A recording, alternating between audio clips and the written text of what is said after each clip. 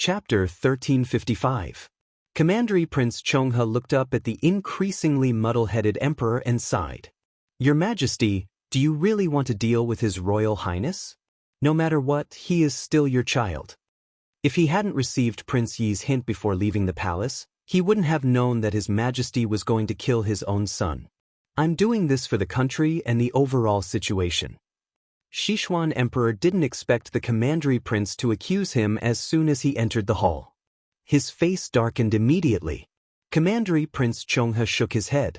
Your Majesty, you should know that apart from the advantages of the Empress, the King of England has the ability to govern the country and is supported by the people and the people. He also loves his people as if they were his children. He can convince the officials and the people internally and can fend off the enemies externally. He is a rare talent for Sichuan. You shouldn't turn a blind eye to this. Sichuan Emperor clasped the table with his hands tightly. His eyes were full of frost and his voice was colder than before. Commandery Prince, he is too fierce and too cold. He is not suitable for today's peaceful country. It's up to your Majesty to decide whether he is suitable or not. As a subject, I can only give advice from the side. Commandery Prince Chonghe's words had a hidden meaning, which made Sichuan Emperor angry again. How dare this old thing slander him? At this moment, the sound of swords clashing came from outside. Although it wasn't clear, it was enough to make these two experienced people change their expressions. Xiao Ji, get in here. Eunuch Xiao's figure appeared at the sound of the voice. He scrambled inside. Your Majesty, it's bad. The King of England and the palace guards are fighting. They have already fought their way out of the hall. Sichuan Emperor's face darkened as soon as he finished speaking. He pointed angrily at the clear sound of fighting coming from the hall door and gnashed his teeth at Commandery Prince Chonghe. Commandery Prince, do you still think such a person is suitable to be the crown prince? Commandery Prince Chonghe didn't seem to hear Sichuan Emperor's words. He raised his head and looked out of the hall with a touch of sorrow in his eyes. I'm afraid the country is going to be in chaos. Sichuan Emperor thought he agreed with him. He turned to Eunuch Xiao and said, ask Fu Ying to order 1,000 soldiers to stop him. Don't let him leave the palace and contact his henchmen outside. Dead or alive? Dead or alive? And Eunuch Xiao, right? Calm. Beside Xiao Su, there were already dozens of guards lying on the ground moaning. He held his sword and stood on the steps like a god. As he walked, the blood on the tip of his sword dripped onto the steps bit by bit. The rest of the people surrounded him, but they didn't dare to move forward. As he approached, they retreated step by step. More and more guards came to reinforce him. It was like a giant whirlpool with him at the center. When he moved, everyone moved with him. But at this moment, no one dared to attack him. This was their Sichuan god of war. He was someone who could shake an army of 10,000 with his anger. They never imagined that they would face such a terrifying opponent one day. He could fight against 100 people by himself. In the blink of an eye, several of their brothers had fallen under his sword. It was too terrifying. Xiao Su coldly looked at the trembling guards in front of him. They immediately retreated 2 or 3 steps, their hands trembling violently. These people were in charge of the Sichuan Emperor's safety, but they were too weak. But he knew that these people were nothing to be afraid of. His true opponent was... His gaze passed over the guards in front of him and looked at the imperial guards in the square. They were like black ants swarming in his direction. Fu Ying, the third grandson of the right prime minister, was now in charge of mobilizing the imperial guards in the entire palace. He had the Black Feather Troop under him, and his martial arts were not to be underestimated. He didn't expect that the Fu family's power had infiltrated so deeply into the palace. But he smiled. This had nothing to do with him anymore. He just wanted to walk out of here and see his little fellow. As soon as Fu Ying arrived, the guards immediately withdrew from their positions and let the imperial guards in. King of England, this is not your city, and it is not your battlefield in the past. You are alone without a fierce cavalry or thousands of troops. A wise man submits to circumstances. Put down your sword and surrender. I won't make things difficult for you. A bloodthirsty look flashed across Fu Ying's eyes. If Xiao Su could be captured without a fight, then Fu Ying could humiliate him however he wanted. He had long found Xiao Su an eyesore. He could take this opportunity to make Xiao Su suffer and let him know the consequences of offending the Fu family. If he wanted to fight to the death, then it couldn't be better. They had more people and it was more than enough to kill him. Xiao Su looked at him indifferently, as if he didn't hear what he said. He raised his sword and continued to walk forward.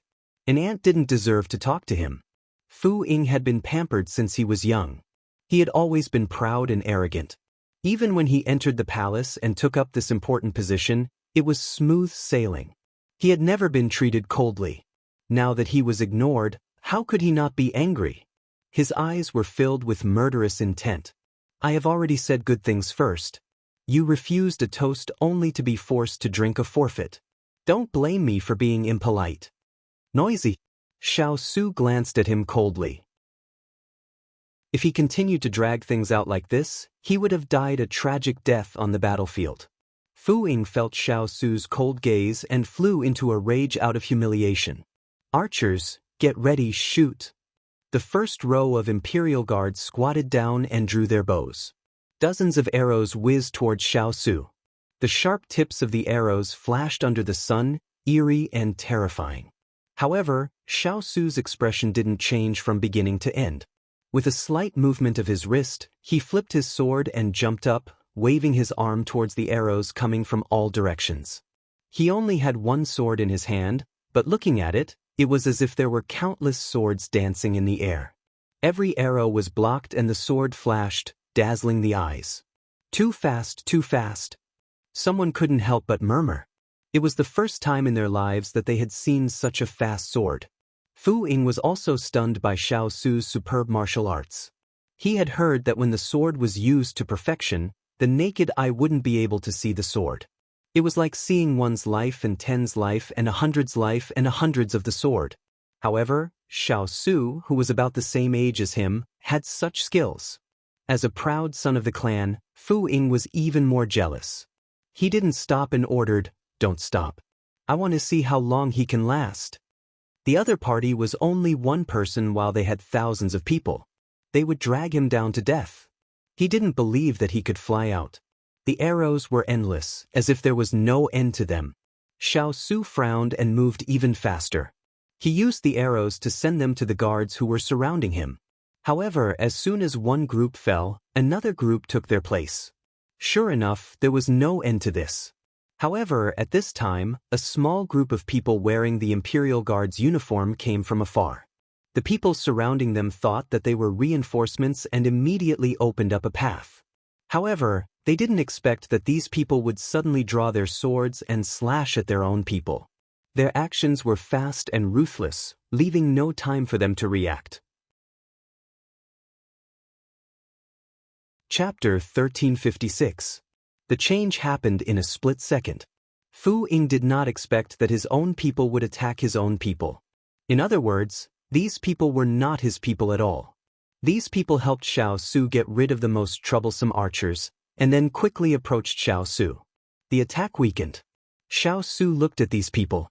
The leader raised his head and nodded at him. "Your Highness." This was not a stranger, but Jin Exit.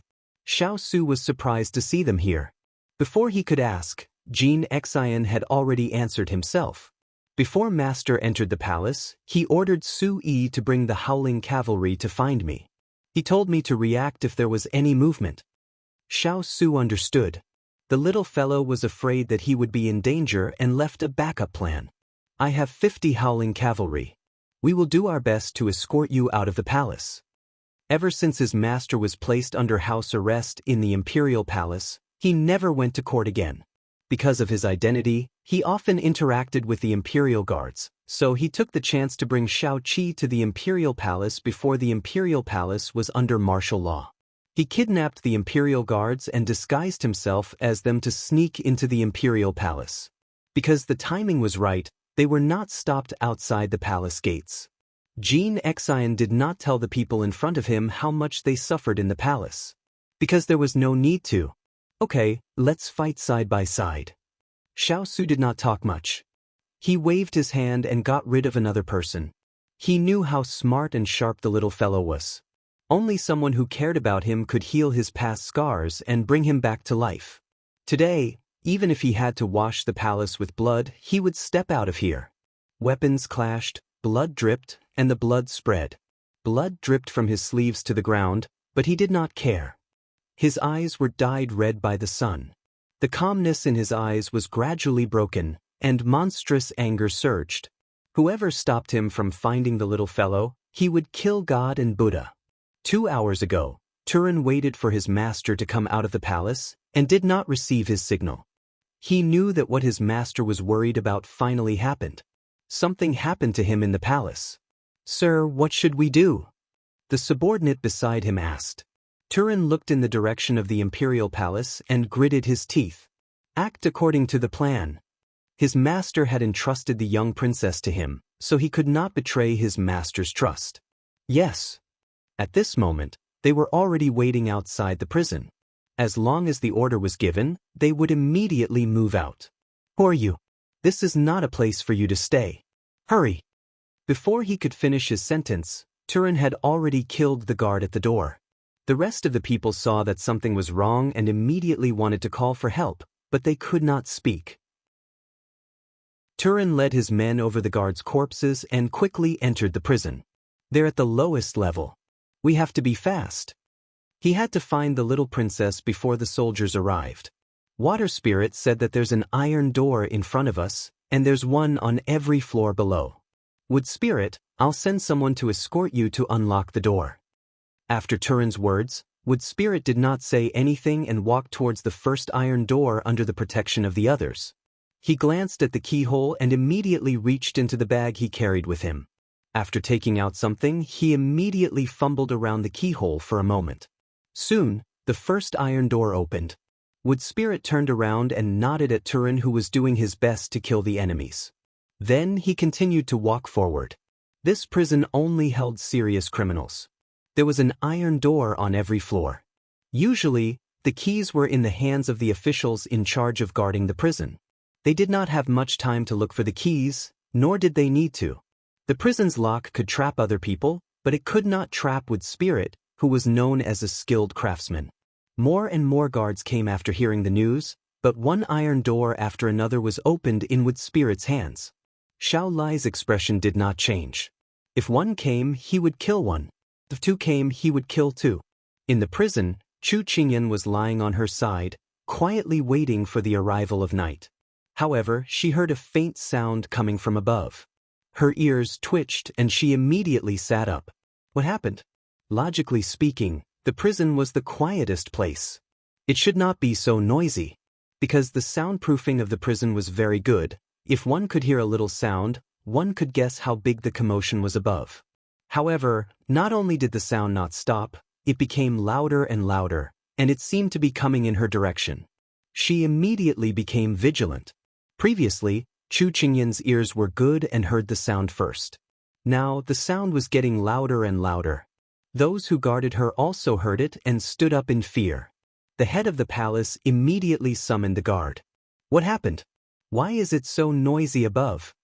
The guard did not understand and immediately said, "This servant will go and take a look." With that, the guard immediately walked forward. He went up a few steps and opened the iron door to investigate. However, what awaited him was a blood-stained sword. The last floor? The guard subconsciously nodded and then quickly fell silent. Turin put away his sword and strode down the steps. Then he walked inside with a group of Xiao Lai cavalry following behind him. Because this level was not big, and Chu Qingyan was the only one being held captive, when the soldier collapsed, Chu Qingyan was stunned. She stared at the door, not in the mood to pay attention to the palace servants and soldiers who were in a mess. When Turin and the other familiar faces appeared in front of her, Chu Qingyan's eyes suddenly became dry and her nose felt sour. Finally seeing her own people, her heart was filled with joy. When Chu Qingyan saw them, they also saw the young Wang Fei that they had not seen for many days. They were excited and immediately rushed towards her. However, everyone had a clear division of labor. One group went to deal with the guards and palace guards inside. The other group guarded the door to prevent people from coming in. After Turin untied the chains, he immediately opened the door. Young Wang Fei, I have made you suffer. Turin led everyone to kneel in front of her and blame himself. Chu Qingyan suppressed the sour and pleasant surprise in her heart and immediately pulled Turin and Mu Ling up. This is not your fault. Quickly get up. Let's talk after we get out. Right, Ethereal is waiting outside. When we see him, he can take your pulse and see if there is anything wrong with your body, Mu Ling interjected. Chu Qingyan nodded with a smile. We cannot stay here for long. Let's go. When Turin finished speaking, everyone protected Chu Qingyan and quickly walked towards the exit of the dungeon. Master said that they had to take the young Wang Fei out of the dungeon before the other side reported. They had to race against time. Those guards that resisted were unable to withstand a single blow and they were unimpeded the entire way. Chu Qingyan withdrew from the pleasant surprise of reunion and couldn't help but frown. Turin, don't you think that we are going too smoothly? Turin also sensed it. He pursed his lips and cautiously looked around. Young Wang Fei, are you worried that there is a trap? Chu Qingyan nodded. But when she saw the exit of the dungeon in front of her, she hoped that she was overthinking it. When everyone walked out of the dungeon and prepared to let out a sigh of relief, bows and arrows suddenly appeared in front of them. Chapter 1357. She knew that everything would not go so smoothly. But when Xiao Ran appeared in front of her, she was still a little surprised. Xiao Ran was dressed in a blue palace robe and was still as handsome as before. However, his pale lips made his jade-like face look a little pale. However, what attracted people's attention was not his sickly appearance, but the coldness in his eyes. It was a ruthlessness that she had never seen before. Qingyan, you didn't expect that I would be here, did you? Xiao Ran took the initiative to speak. He didn't look at anyone else. His gaze was fixed on her as if she was the only person in this world. Chu Qingyan felt goosebumps rise on her skin from his burning gaze. She pursed her lips and said, Aren't you sick? Why aren't you recuperating in the Imperial Palace? Xiao Ran shook his head. If I stay in the Imperial Palace and you leave, I'm afraid I'll be the last to know. Just like back then, when you were going to accompany Imperial Brother to leave the capital, I was also the last to know. This feeling is too terrible. I don't want to experience it a second time. Then what do you want? Clearly, Xiao Ran had come prepared. The entire prison was surrounded by him. All the soldiers with bows and arrows were the elite soldiers of the capital. They had fewer people and were at a disadvantage. However, she believed that with the skills of Tu Ling and the others, they still had a chance to survive. However, she did not want to gamble with their lives. She did not want to lose Big Ice Cube in Ci Shui Slope. She did not want Big Ice Cube to lose her companions who were ambushed in the northern forest. Qingyan, you know that I won't hurt you. Xiao Ran still looked at her warmly. Perhaps because of Xiao Ran's attitude toward her, Chu Qingyan wanted to take a gamble. Xiao Ran, seeing that we're friends, let us go. Xiao Ran chuckled and pointed at the people beside her. They can leave as long as you stay. Otherwise, they will all die. Chu Qingyan stared dumbfoundedly at Xiao Ran, who had taken someone's life with a smile. It was as if she was looking at the past, when he had pointed at the pastries and asked the shop owner to pack them up. It was clearly the same action, but it made her blood run cold. Qingyan, it's already my limit to let them go. Xiao Ran looked at her in shock and smiled. Come here and I'll let them go. It was as if he was coaxing a child. There was a gentle smile on his face. But she knew that when she went there, he would have a chance to order Turin and the others to be killed. Things had changed after all these years. Things had changed after all these years. I thought we could be good friends forever, but it seems like it was just my wishful thinking. When Xiao Ran looked at her sorrowful expression as she said this, he couldn't help but take a step back. He felt as if something had been broken between the two of them. When he reacted, his eyes were cold and his tone was firm. Qingyan, I will keep you safe. Come here. At this time, Turin, who had been vigilantly observing the surroundings, held his sword in front of his chest. He said solemnly and firmly to the people beside him, Little Wang Fei, we swear to protect you even if we die. When he finished, Turin gave the order and led his people to charge in the direction where the enemy was the weakest. All the fierce cavalry did not say a word as they protected her inside. Even though they did not speak, it was better than words. They used their actions to protect her. Xiao Ran did not expect that these people would not care about their lives.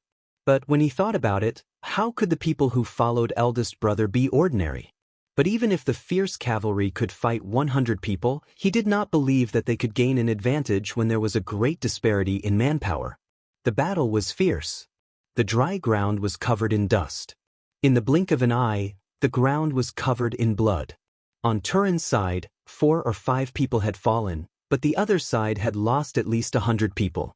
Xiao Ran saw the bravery of the fierce cavalry with his own eyes. He could not help but narrow his eyes. Before, he was worried about Qingyan and was afraid of hurting her, so the hundreds of archers were just waiting for orders. Now that he saw that they were about to tear a hole in the encirclement, his eyes darkened. He sneered and gave the order, "Then don't blame me for being impolite." Shoot. When he finished, hundreds of arrows flew towards them.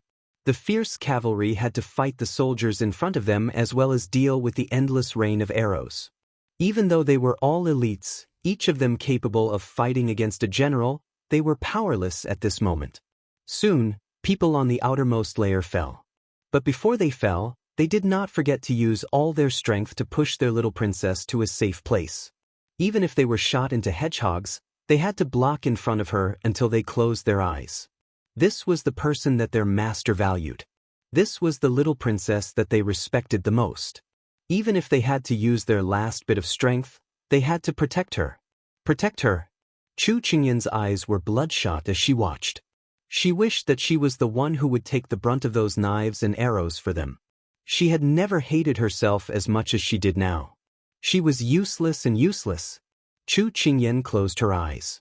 When she opened them again, there was a sword in her hand. Although she had no internal energy, she could still use her moves. Just as she was about to rush out, Turin pulled her behind him and used his body to protect her. He kicked the people in front of him. "Little princess, you are not their match. These people are not ordinary soldiers. They are most likely an army that His Majesty has specially trained." Turin knew that when he said this, the little princess would understand. Chu Qingyan did indeed understand. It was no wonder that these people were skilled in archery and fighting. They were even more skilled than the city guards in the capital city. Her heart sank even further. If they were in this situation, then wouldn't the big ice cube be in a worse situation? When she was in the prison, she had learned about the big ice cube's situation from Turin. She was very anxious now. Seeing the fierce cavalry that eldest brother had carefully trained fall one by one, Xiao Ran felt an inexplicable sense of pleasure. He raised his hand and everyone stopped shooting. Looking at the remaining dozen people, he faintly said, "Qingyan, eldest brother can't protect you. Only I can protect you. I will give you one last chance. Come here." The remaining people protected their little princess in the middle. When they heard his words, they all sneered. Chu Qingyan was also a little embarrassed at this time. Although she was more or less injured, the injuries of the people around her were more serious. They were all injured in order to protect her, this burden. She felt very guilty. "Little princess, we are fine. You don't have to worry. We have already disregarded life and death." Turin knew that she was upset and comforted her in a hoarse voice. Chu Qingyan gritted her teeth and said in a low voice, "Okay, if we are going to die, we will die together." Turin and the others looked as if they were unafraid of death. Just as they were about to make a last stand, suddenly, a voice slowly sounded. "Bullying a weak woman in broad daylight, what kind of hero are you? If this spreads out in the future, people will laugh at you." Chapter 1358. The familiar voice, the familiar tone. It was so familiar that Chu Qingyan couldn't help but raise the corners of her mouth. She looked towards the source of the voice and saw a purplish figure standing on the tallest flagpole in front of the prison, his back facing the light. He slowly fanned himself with an elegant fan in his hand. People who didn't know him would think that he was some pretentious young master. "Who are you? Do you want to meddle in the imperial family's affairs?" Xiao Ran looked at him vigilantly. Ever since he appeared, he noticed that Qingyan was smiling. His heart immediately felt uncomfortable and his tone became very bad. Higashio Motetsu first looked at the little lass who was being protected. Although she was in a sorry state and was injured, she was still in good spirits. He couldn't help but feel relieved. Then, he turned to look at Xiao Ran. Previously, he had received his father's orders to do many things by Xiao Ran's side. However, he had always been in disguise, so even if he was standing in front of him now, Xiao Ran couldn't help but look at him. This young master can't be bothered to care about the matters of your imperial family. His phoenix eyes slightly turned. The brilliance was brilliant, but there was a hidden anger that couldn't be seen by others. However, this young master will not allow anyone to bully the little girl under my protection. Therefore, this young master is determined to take this person today. Xiao Ran heard this and was about to order people to take down the person who was full of nonsense. Suddenly, he saw that person raise his hand and a dozen small marble-like things flew down. Fourth Prince, be careful of hidden weapons. Just as everyone raised their shields to protect Xiao Ran, those marble-like things exploded when they hit the ground. Immediately, thick smoke billowed and filled the empty space in front of the prison. The change happened in the blink of an eye. Chu Qingyan and the others were about to take advantage of the situation to leave, but another person appeared beside her and grabbed her wrist. Then, he said to Turin and the others, "Go towards the southeast." The wind was blowing from the southeast today. They could only leave quickly if they followed the wind. Chu Qingyan knew who was standing beside her, so she immediately repeated the words. Turin and the others would only obey her orders. Yes. Thus, everyone took advantage of the smoke to escape in the chaos. When the smoke dissipated, there was no one left on the field. Xiao Ran pushed the people in front of him away. His eyes were full of anger. Go after them. Except for Qingyan, don't let anyone go. Yes. He didn't know how to describe his luck today. As soon as he escaped from the imperial prison, he thought that he was safe. Then, he ran into the capital's patrol team. They were covered in blood and were immediately targeted. Alerting a group was equivalent to alerting all of the city's defenses. Thus, the pursuit began very quickly. We can't go on like this. Little Wang Fei, this subordinate will lead people to distract them. You guys think of a way to get out of the city. As long as you get out of the city and find water spirit, you will be safe. Turin quickly finished speaking. Then he turned to Higashio Motetsu and bowed slightly. Young Master Dongting, this subordinate has offended you before. I apologize to you. Now that this is an emergency, my little Wang Fei is in your hands. Higashio Motetsu looked at the most capable subordinate of Xiao Su. He knew how tough Xiao Lai Chi's bones were. He heard that when they were captured by the enemy, even if their spines were cut, they still didn't bend. Now, for their little Wang Fei, he was willing to lower his head and apologize for drawing swords at the Wang Fu. He was probably worried that he would abandon their little Wang Fei at this time. Such loyalty, righteousness, and loyalty made Higashio Motetsu feel a sense of respect. His casual attitude couldn't help but become serious at this time. Don't worry.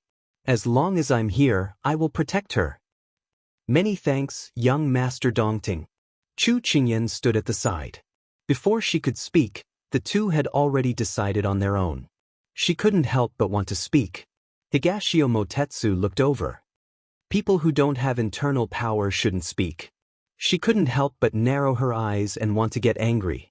Turin spoke in time. Little Wang Fei, this subordinate has already told you the location of water spirit. You just have to leave the city and leave the rest to this subordinate. Hearing this, Chu Qingyan shook her head and rejected the suggestion. No, we have to leave together. Little Wang Fei, this subordinate will come back alive. If this subordinate doesn't come back alive, please bury this subordinate next to Huang Yi.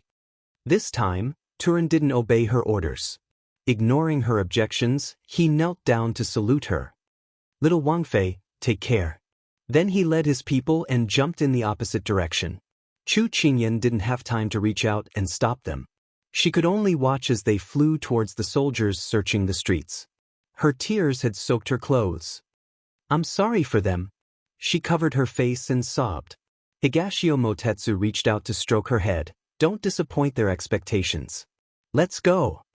Chu Qingyan looked up to the sky and shed her last tear. Her eyes were filled with determination. There will be a day, I will come back. I will come back to take revenge. Higashio Motetsu gave a soft sigh. He tenderly carried her on his back and then headed towards the city gates. 4 hours ago. King of England's manor. Not long after Hualing left the manor with Father Chu and Mother Chu, he saw soldiers coming to search the manor. Hualing gritted his teeth and fiercely pounded the wall. Father Chu held 2 geese and looked in the direction of the manor. He asked in confusion, "Are those people going to the manor as guests? Should we go back and entertain them?" "No, those people don't come with good intentions. They want to search our manor." Hualing spat out each word with hatred. Father Chu threw the geese in his hands to Xining when he heard this. He rolled up his sleeves and was about to leave. Hualing couldn't care less about his grief and anger. He immediately stopped him. "Ancestor, what are you going to do?"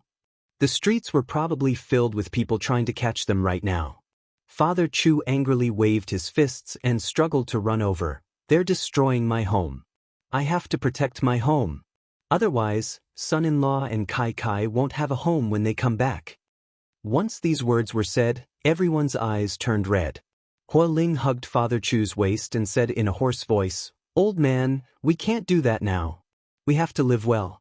Only by living can we have the ability to come back and protect it." Father Chu slowly sighed. After Hualing let go, he slowly walked to Mother Chu's side. He leaned his head on her shoulder and said sadly, "Dan Yang, I'm useless. I can't protect my home, I can't protect you." Mother Chu hugged him with her eyes closed. "Kai and son-in-law won't blame you. Don't feel bad." Hualing wiped his eyes. When he saw the carriage coming, he immediately called for everyone to get in. "Master said that we have to leave the city before the city gates close, otherwise we won't be able to leave." Everyone knew that time was tight. They didn't have time to be sad as they quickly climbed into the carriage. There weren't many people they could bring. There was only Father Chu, Mother Chu, Xining, Lve, Qing Yi, and Lan Yi in the carriage. The remaining people guarding the carriage were Hualing's Xiao Lai cavalry. They were pretending to be a family going out to visit relatives. They had already prepared the things needed to prove their identities, so everyone headed towards the city gates. After half a stick of incense, they arrived at the city gates and lined up to be inspected. There were only 2 people left before it was their turn, but when Hualing saw the city guards comparing the portraits in their hands, he knew that things were bad. Chapter 1359. The portraits in the guards' hands were not only of Xiao Su and Chu Qingyan, but also Chu Qingyan's father and mother. The higher-ups had already made preparations to prevent them from escaping the city. Even if they were still locked up in the imperial prison or in the king's palace, it was to prevent any possibility of them escaping. It could be seen how tightly the higher-ups were guarding against Xiao Su's group. But they were in a rush this time and did not have time to disguise themselves. Hualing was very anxious at this time, but he did not dare show it on his face to prevent these astute officers from noticing. There was only one person left in front of them.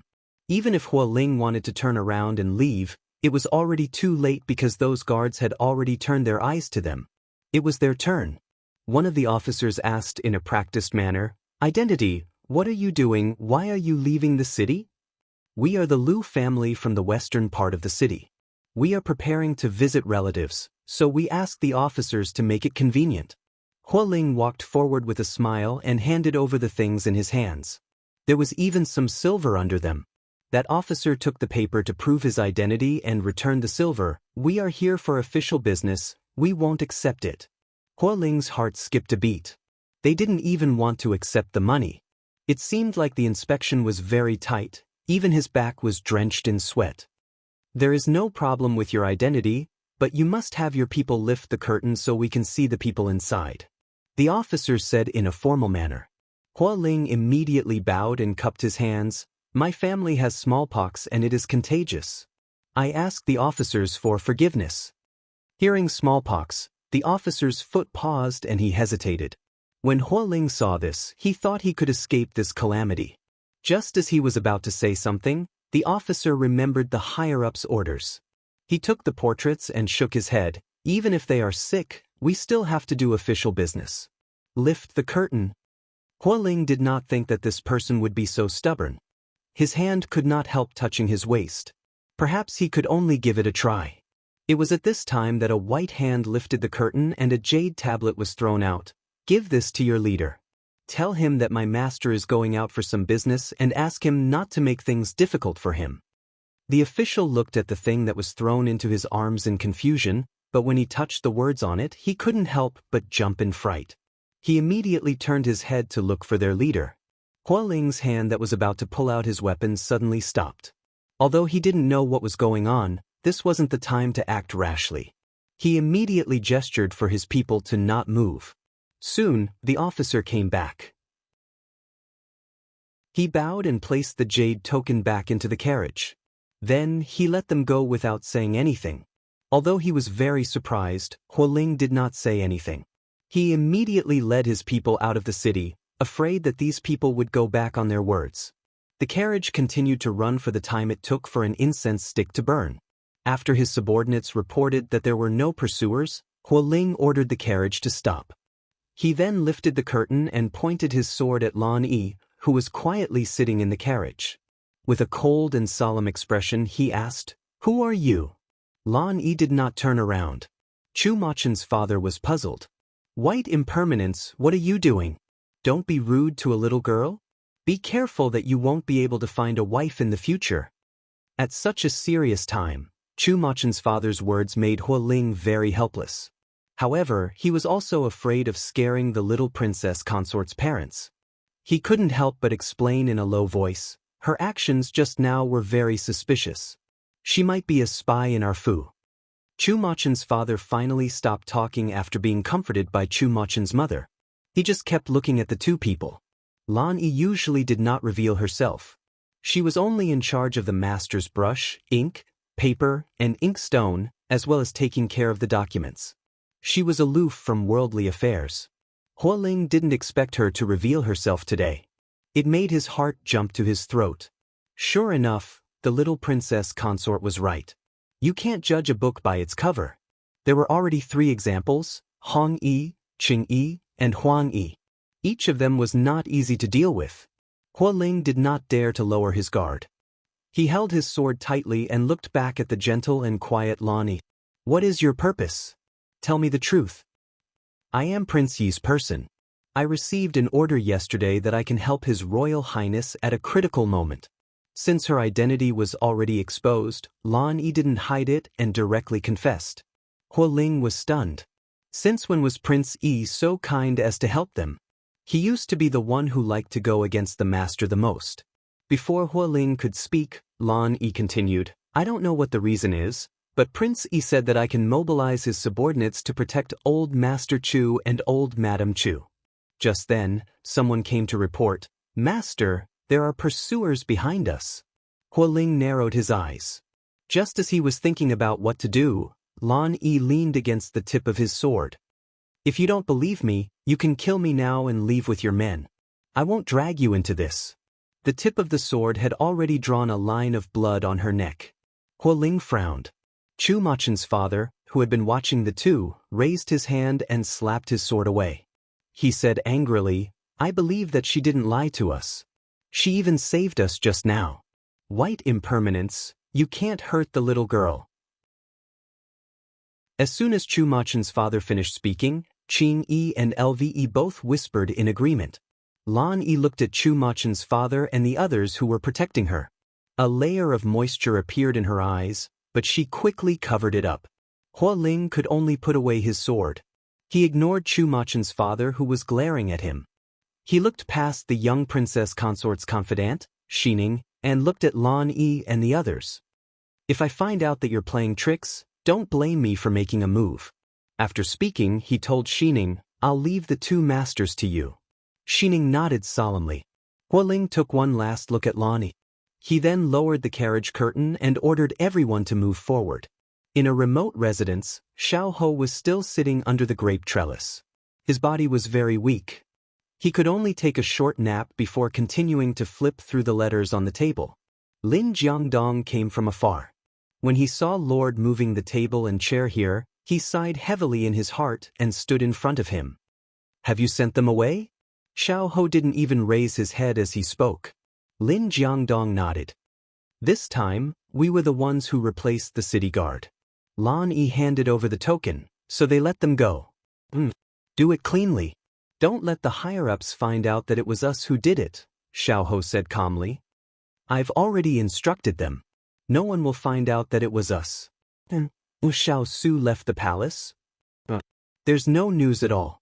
What about the imperial prison? Chu Qingyan escaped. Xiao Ho rubbed his temples. He was very tired.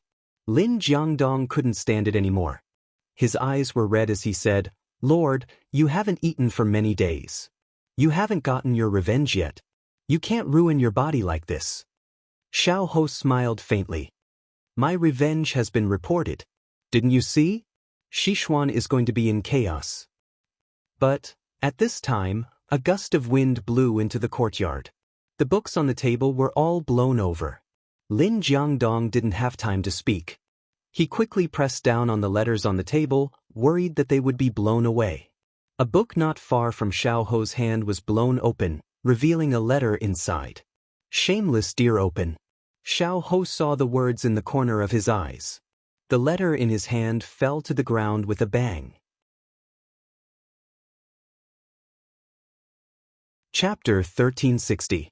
Soon, the wind stopped and the pages of the book fell back down, covering the letter. Xiao Ho stood there in a daze, but he quickly came back to his senses.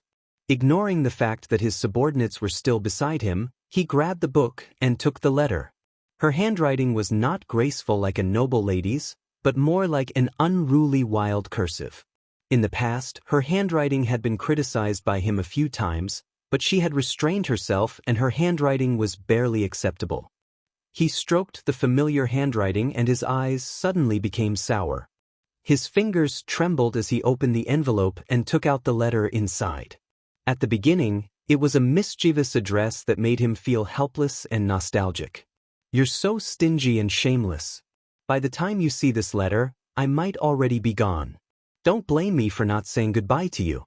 I've been waiting for you in the manor for a whole day and haven't eaten 2 meals. I'm about to starve to death. I'm a magnanimous person, so I won't argue with you. She didn't tell him and ran over to his place to wait. In the end, she even blamed him. He had met so many people in his life, but she was the only one who dared to accuse him like this. She even pretended that he had wronged her. I know you're busy with revenge and I know you don't like me advising you to give up your hatred. But I still want to say that there are gods watching over you. If someone does something bad, there will always be someone to deal with them. Don't become someone you hate.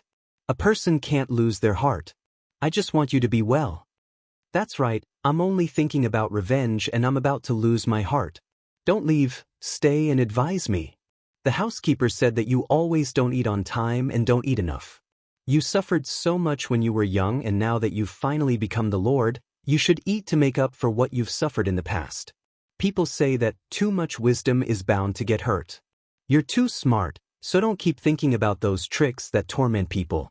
Sometimes it's good to pretend to be confused, don't tire your head out.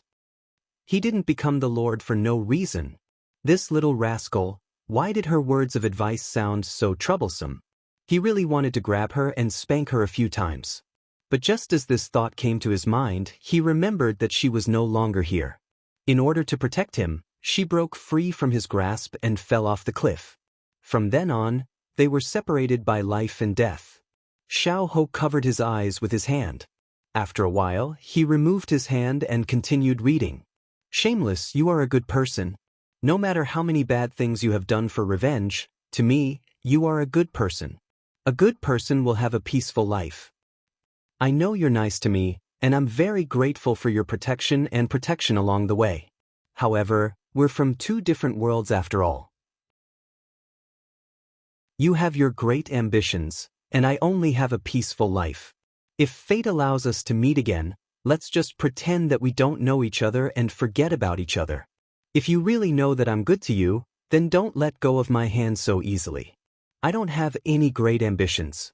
I can share the peace and happiness with you. When he woke up, he found out that on the day of the accident, she had been waiting for him in the palace for an entire afternoon. From this letter, he could guess that she had originally wanted to escape that day, but for some unknown reason, she had rushed over to save him after hearing the news. She really was a silly girl. If she had really escaped to the ends of the earth, he had hundreds and thousands of ways to catch her back. He would rather she not care about his safety and run away. It would be better than being helpless right now without the possibility of hugging her. After all these years, Xiao Ho was good at disguising himself. His gentle and humble image was deeply rooted. Because he had been ill since he was young, it created a temperament that was not easily affected by emotions.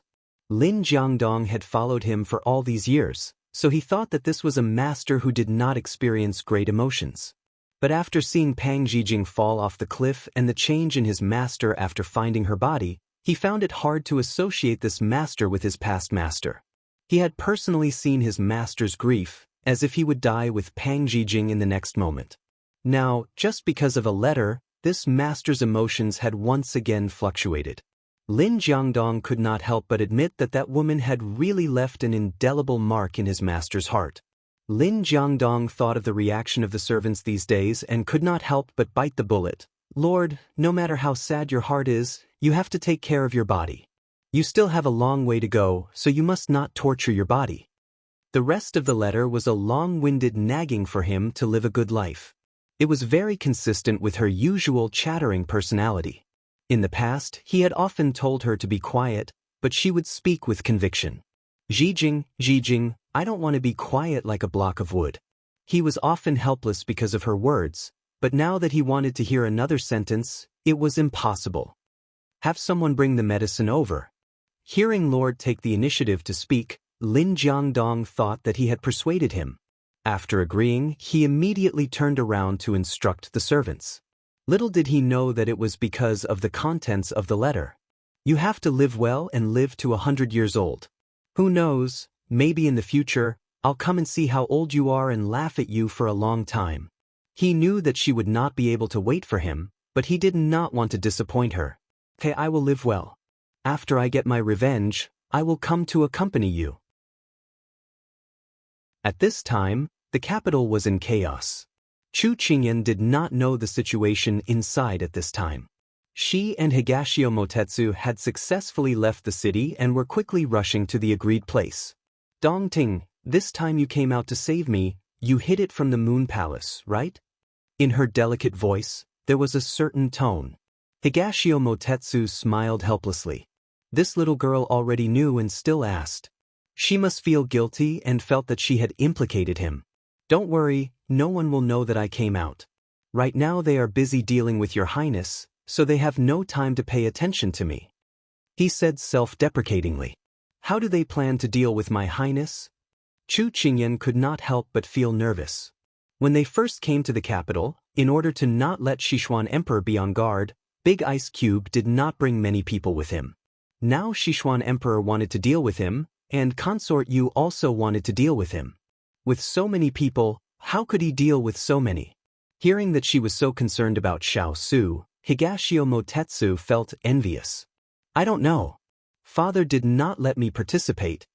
Although he didn't participate in their conspiracy this time, he more or less knew that they had set up a lot of traps and arranged a lot of experts to deal with Xiao Su. However, in this situation where this little girl couldn't even protect herself, it was better for him not to tell her, lest she worry and be helpless. When Chu Qingyan heard this, she could not help but purse her lips and look back at the capital, which was getting farther and farther away, hoping that Big Ice Cube would be safe. After half an incense stick of time, the two of them arrived at the agreed place, but there was no one there.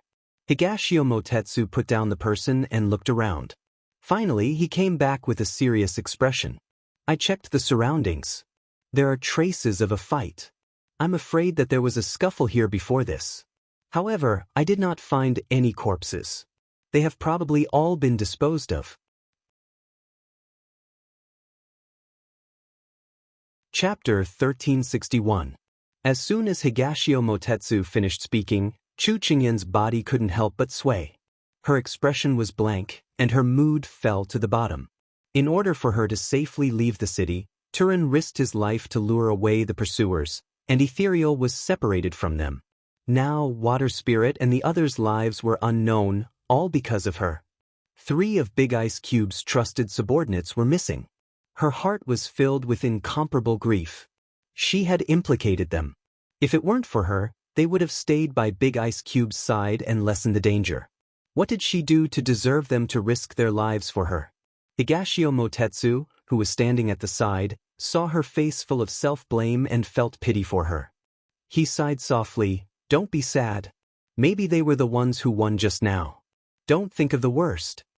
But her heart was still sad. "All right, now is not the time to be sad. We have to leave this place as soon as possible. Maybe those people will find this place again." Higashio Motetsu vigilantly looked around. Now that the little girl had no internal strength, she was like an ordinary person, so he had to protect her more. Chu Qingyan wiped her face and stomped her feet hatefully. "Hateful, I didn't expect them to be able to find this place. Little girl, this time they have made thorough preparations. Don't underestimate them. Although ants are small, they can also shake an elephant. Moreover, these people are so shrewd." He seemed to not be standing on the side of the Moon Palace, and his words revealed information to her. She knew that it was already very difficult for him to do this. She nodded at him and didn't say anything else, and immediately left with him. However, even if they quickly left that place, they were still being watched by others. The other party's people came very quickly. They were all covered in black cloth and their attacks were very ruthless. Every move was a killing move, and there were many of them. If it was a normal day, he could fight these people to a draw. But now, he had to bring a little girl with no internal strength. His hands and feet were tied, and soon there were a few more wounds on his body. "Can you hold on?"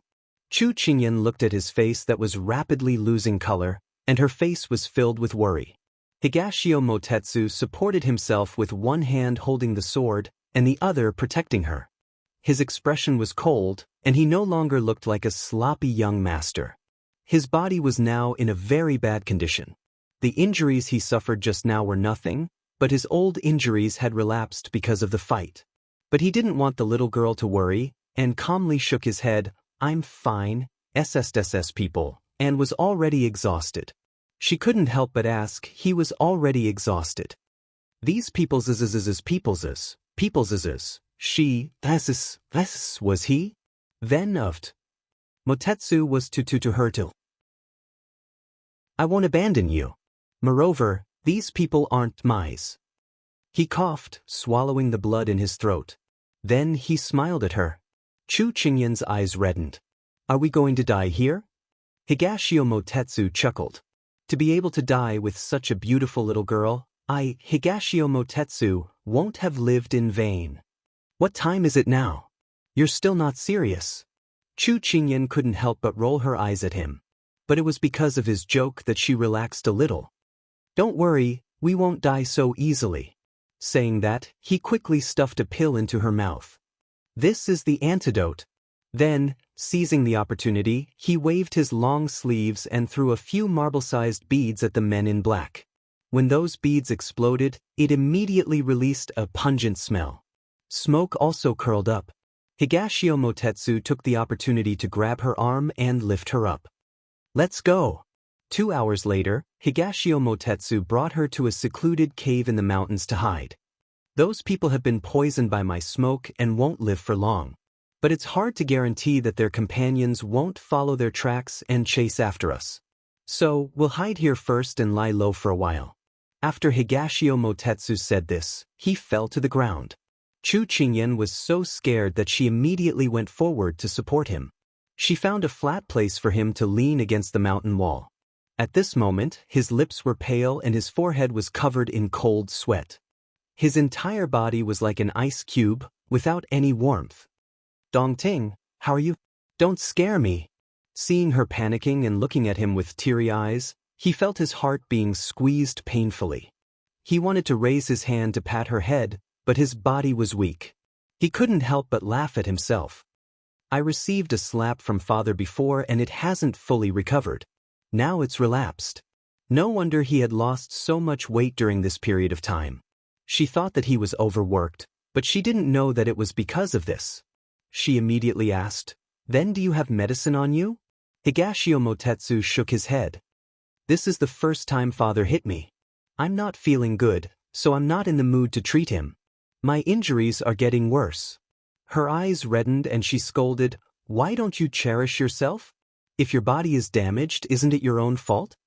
Looking at the person in front of him who was glaring at him fiercely, his state of mind was incomparably calm. "Qingyan, about my background, do you want to hear it?" She was stunned for a moment, then nodded. "If you want to tell me, then tell me." His eyes curved into crescents as he smiled. Those phoenix eyes seemed to be immersed in memories. "My mother was my father's junior sister, and was also the previous palace master of the Moon Palace. My mother was in love with my father, so my grandfather made the decision for them to get married and handed the Moon Palace to my father. It was only after my mother gave birth to me that she found out that my father already had someone in his heart. The reason he married her was because he fancied the Moon Palace behind her. He needed the power of the Moon Palace to help his sweetheart. That person was my mother's junior sister from the same sect. At the same time, she was my father's childhood sweetheart. My mother left in grief and anger and never came back. And I became a child with no one to take care of me." Chu Qingyan didn't expect his background to be so full of twists and turns. Her heart was filled with shock and pity. She didn't expect that such a heartless person would have such sorrow in his heart. "You should be able to guess that my father's sweetheart was Consort Yu. My mother was disheartened and left for more than 10 years. I haven't seen her since I was 3 years old." When he met the little girl's loving gaze, his icy heart warmed. At this point, he didn't want to hide it anymore. He was afraid that he wouldn't have a chance to tell her in the future. "Little girl, there's one more thing that I want to explain to you." She blinked her moist eyes and pretended to be calm as she looked at him. "All right, go ahead."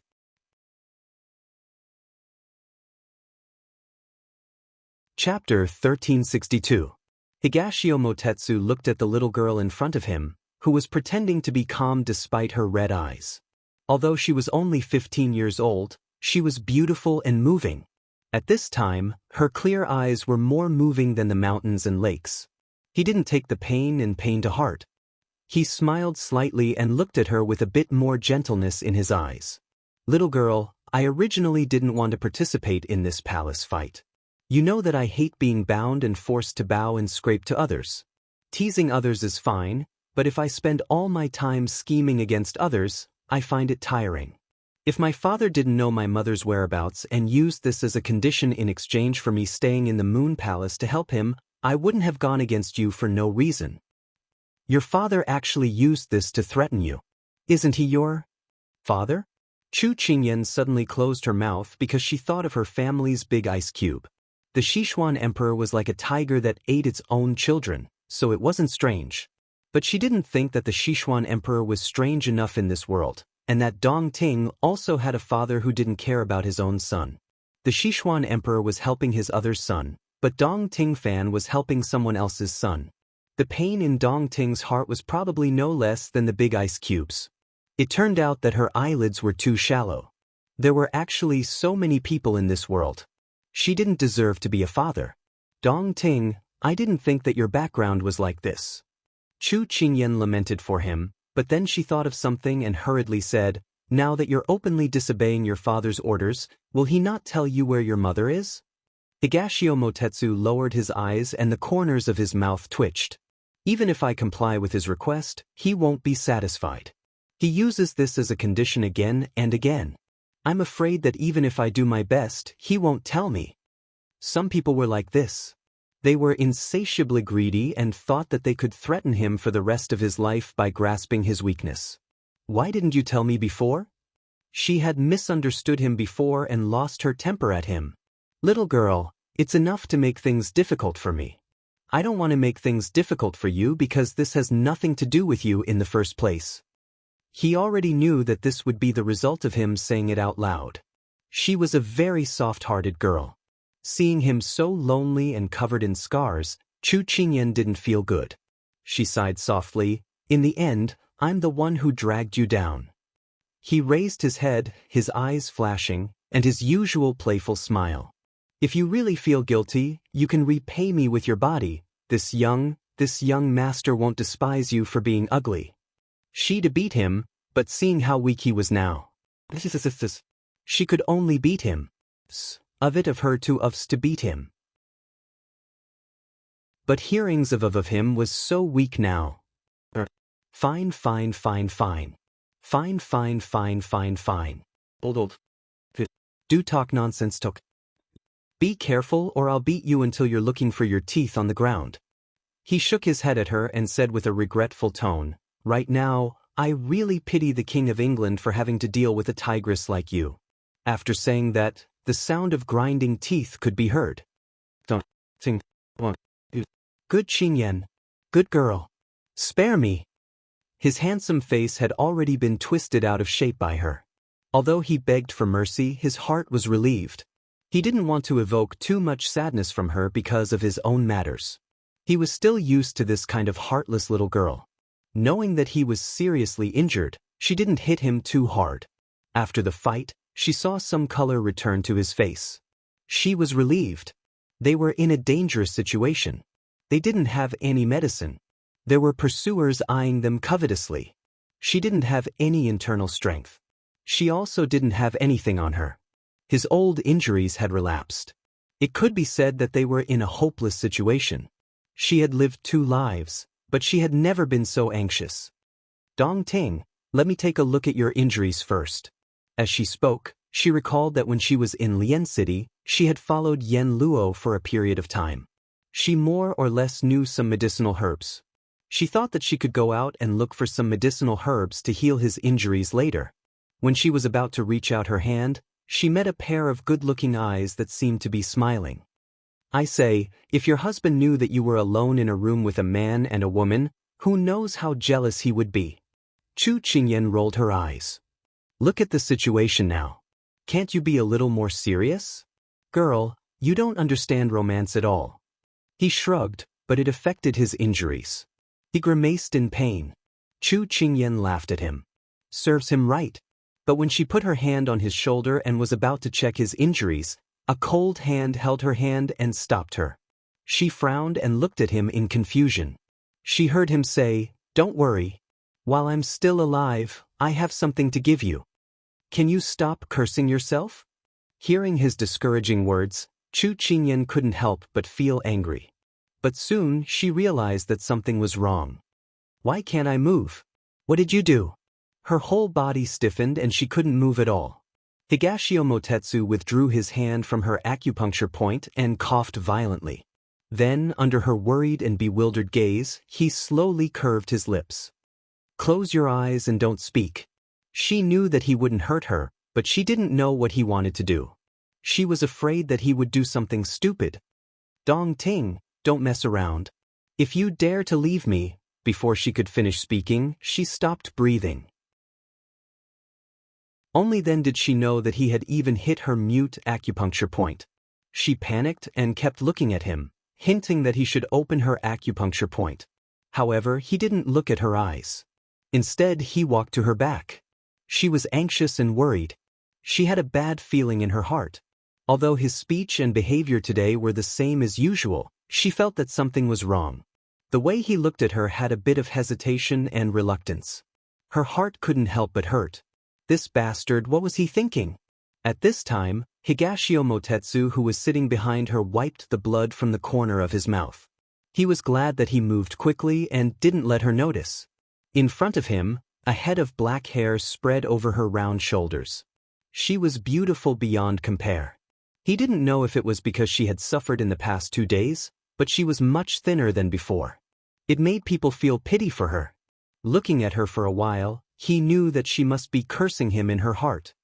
He curled his lips and swallowed the blood in his mouth.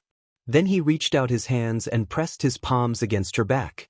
Then he slowly closed his eyes. Because she couldn't move her body or speak, Chu Qingyan could only rely on her hearing. But this person just sat behind her without saying a word, making her anxious.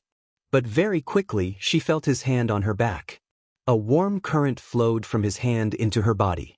Was he trying to release her suppressed internal energy? Her heart was filled with joy, but she quickly frowned. This method was feasible, but his current body couldn't withstand the surge of internal energy. Wait a minute. Her eyes suddenly widened. They were filled with disbelief and shock.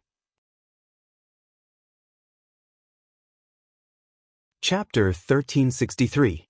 Chu Qingyan realized that other than her inner energy that had been released to circulate around her body, there was also a warm current that did not belong to her.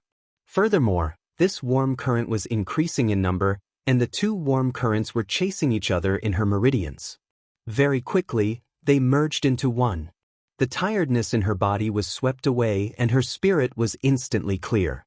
But her face was filled with incomparable shock and even panic. Dong Ting, he was actually transferring his internal energy to her. Didn't he know that this was a great loss to his body? Now that he was seriously injured, she was afraid that his life would be in danger. She opened her mouth, but no sound came out. Tears flowed down her cheeks and her heart was filled with endless grief. But she could not stop the endless heat flow from entering her body. At this time, Higashio Motetsu was also not feeling well. Sweat dripped down from his forehead and his face was also covered in fine beads of sweat. His internal injuries were very serious. Now that he was using all his internal energy, his internal organs felt like they were being roasted. His expression was filled with pain, but he gritted his teeth and endured. The color of blood receded from his body. His originally snow-white skin was now even paler. If it was under the sun, it would have become transparent.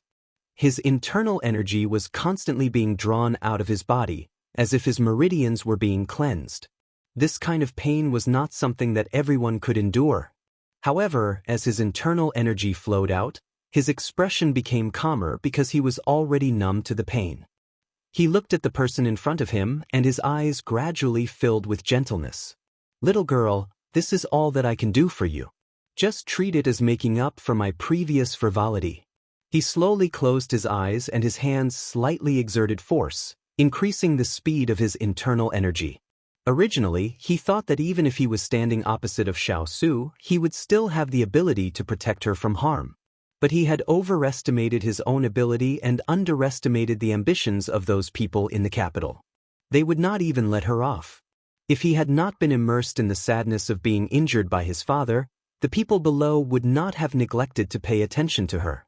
It was only when something happened to her that he found out, but it was already too late.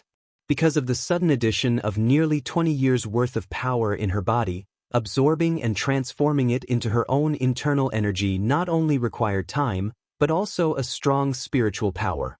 Therefore, when the two internal energies merged, Chu Qingyan fainted due to lack of physical strength. Higashio Motetsu retracted his hand and supported the person who was falling towards him.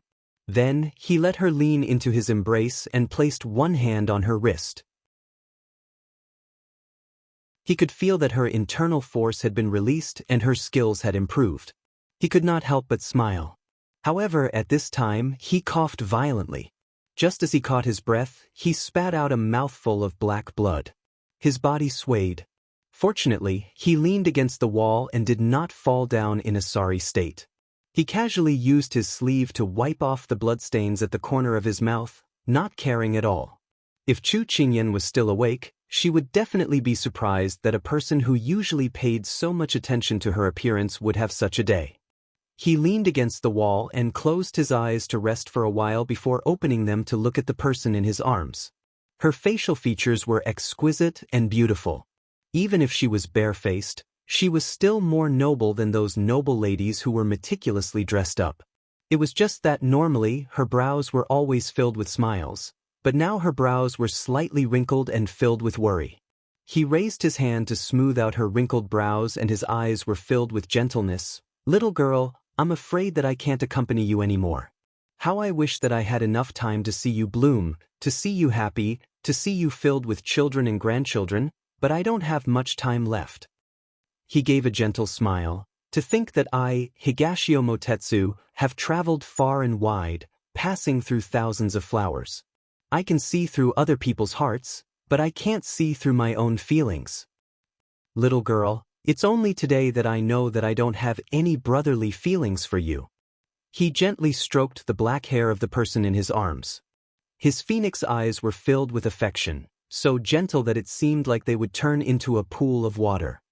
If it weren't for the fact that you already have someone in your heart, I would definitely use any means to keep you by my side. But your heart can't let go of someone. Although I, Higashio Motetsu, am quite shameless, I know my own limits. I won't become an ungrateful scum like Xiao Ran. But when did I start to like you? Why didn't I notice it at all? He frowned and his memories began to scatter. Was it the fleeting glimpse when they first met? Or was it the breathtaking moment when they met again? Or was it the longing and reluctance to part when they were about to part in Jiangnan? No, it shouldn't be these. He recalled the rainy night 5 years ago. She was so weak that she had dashed into the encirclement to save Xiao Su, regardless of her own safety. He recalled that in order to find the antidote for Xiao Su, even if it was a dragon's lair or a tiger's den, she would still rush in. He recalled many scenes of her and Xiao Su. And it was precisely because of this that he began to pay more attention to her. Only now did he realize that he was envious of Xiao Su, who was able to obtain this kind of love from the little girl. It turned out that he yearned for this kind of sincere affection so much. His heart, which had been lonely for too long, also hoped to be warmed. In fact, he and Xiao Su were the same kind of people. It was just that Xiao Su was cold on the outside, while he was cold on the inside. She was like a ray of sunshine, unknowingly illuminating the loneliness in other people's hearts. This kind of warmth and light was the salvation he yearned for. He lowered his head, as if he wanted to engrave her face into his memory and hide it deep in his heart. Little girl, you have to live well and happily. If Xiao Su bullies you, you must not let him do as he pleases. You must beat him up as fiercely as you beat me. But I know you can't bear to do it. Her clear eyes gradually turned red, and then she closed them. When she opened them again, the pain had already been hidden along with the tears. Little girl, in the future when I'm not here, you have to protect yourself. He gently hugged her and tenderly stroked her long hair. In the end, he seemed to have made up his mind to put her down. After settling her down, he slowly stood up using the wall as support. After his gaze left her body, he left her side and slowly walked towards the entrance of the cave. Little girl, since I can't be the person you care about the most, then let me leave behind an unforgettable memory in your heart. The person who slowly walked away did not turn back to look at her. Every step he took was so firm, so lonely, and so resolute. If he died in front of her in the end, she would be in pain and sorrow. But time was like an omnipotent medicine, it could heal any kind of wound. He was afraid that as time passed, she would forget this pain and forget him. He was afraid that time would bury the last memory he had in her heart. So he wanted to use his final departure without saying goodbye to leave her with a regret. Only this kind of regret could last for a long time. That was the only way she would remember him. No one would have thought that the playboy, who seemed to be frivolous on the surface, would be so affectionate. Even in the last moments of his life, he wanted to spend it alone.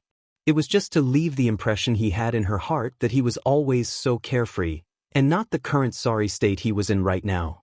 She had thought that they were just strangers, but it had become an indelible cinnabar in her heart. A sigh, a lifetime of love. Her purple robe brushed by the mountain wind, leaving behind a shallow and deep love.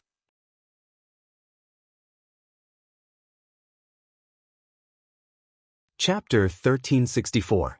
When Xiao Su's group left the imperial palace, their clothes were dyed red with blood. It was impossible to tell the original color of the clothes, and it was impossible to tell if the blood came from their opponents or their own. Although they were covered in blood, their spirits were very high because they had finally left the imperial palace. But it was not too early to be happy. They had just passed a tall mountain, and there was still a sea of fire in front of them. Your Highness, there are 2 more checkpoints at the city gate. The soldiers have surrounded the city gates so tightly that not even a drop of water can trickle through. Now, Jingdo can only be entered and not exited. It will not be easy for us to get out of the city.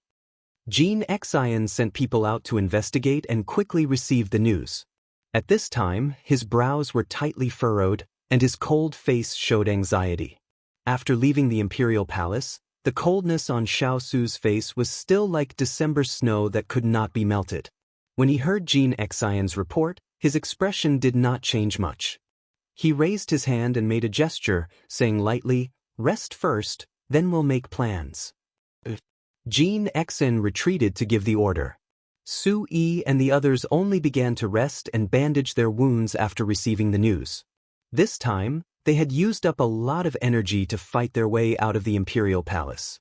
If they had not made some arrangements before entering the imperial palace, they would not have been able to escape so successfully today. Now, they were in the mountain behind the King of England's manor. The most dangerous place was also the safest place. Earlier, people had already come to search the manor. Now, it was an empty house. Although the people above had sent soldiers to guard it, the security was not as tight as other places. So, they had climbed over the wall very smoothly. Moreover, the manor had medicine for wounds and all kinds of things they needed at the moment. It could not be more convenient. But no one dared to go too far. They all found a place to rest in the courtyard. They were worried that there would be changes, so they could react at the last minute. Xiao Su stood by the window of the study. He could see the courtyard full of wounded people. These people were originally the fierce cavalry that he had trained. Later, because they went to Jiangnan, their willpower and martial arts were wasted, and they were taken away by the little fellow. At that time, he had thought of directly crippling them, because there had never been a coward under his command. However, it was also the little fellow who took over, slowly guiding them out of their decadence and regaining their fighting spirit.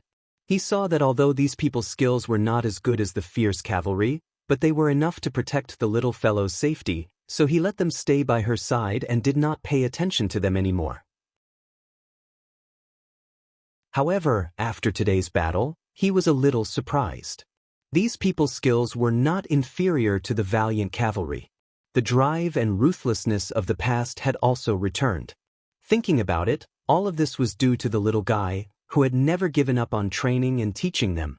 He smiled.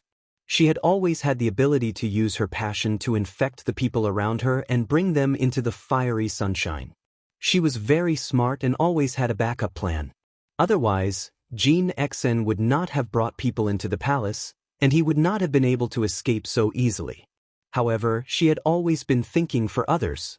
She left all the fierce cavalry to him, but now he did not know where they were. Did Turin successfully rescue her? These questions made Xiao Su unable to help but restrain his smile. His gaze passed through the courtyard, through the high walls, and looked into the distance. His gaze was distant and full of worry. At this time, a series of footsteps hurriedly entered the room. "Your Highness, look, who is back?" The always calm Jean Xian could not help but raise his voice. He was somewhat happy. Xiao Su turned around and saw a person covered in blood 5 or 6 steps away from him. The person suddenly knelt down and kowtowed. "Master, this subordinate has returned." His voice was excited and hoarse. There was not a single part of his body that was intact. It could be seen how difficult it was to come back. "Why are you here? Where is Ian?" Xiao Su saw that it was Turin who had returned. After seeing that his injuries were not serious, he immediately asked with a frown. Turin raised his head and recounted in detail his encounter with Xiao Ran and Higashio Motetsu in the prison and their departure in 2 different directions. He said, "Because the pursuers were so close, this subordinate could only ask young Master Dongting to take the young princess away while I led people to distract the pursuers. If this subordinate did not have a good understanding of the capital's terrain, this subordinate would not have been able to escape this time. Later, I saw the signal that Master had sent and returned to the prince's residence. In the end," he said with a look of guilt, "this subordinate was incompetent and was unable to successfully take the young princess away from the capital. We also lost nearly half of our brothers. Please punish me, Master." Xiao Su couldn't bear to scold his loyal subordinate after learning about the hardships he had gone through. He helped his loyal subordinate up and said, "We didn't have enough people to begin with, and we fell into their trap. It's already perfect that we were able to escape unscathed. You don't have to blame yourself. Turin's eyes were slightly red, and he nodded heavily. Your Highness, this subordinate sent people to inquire about the news that Xiao Ran is still sending troops to search for my master. My master should be safe now.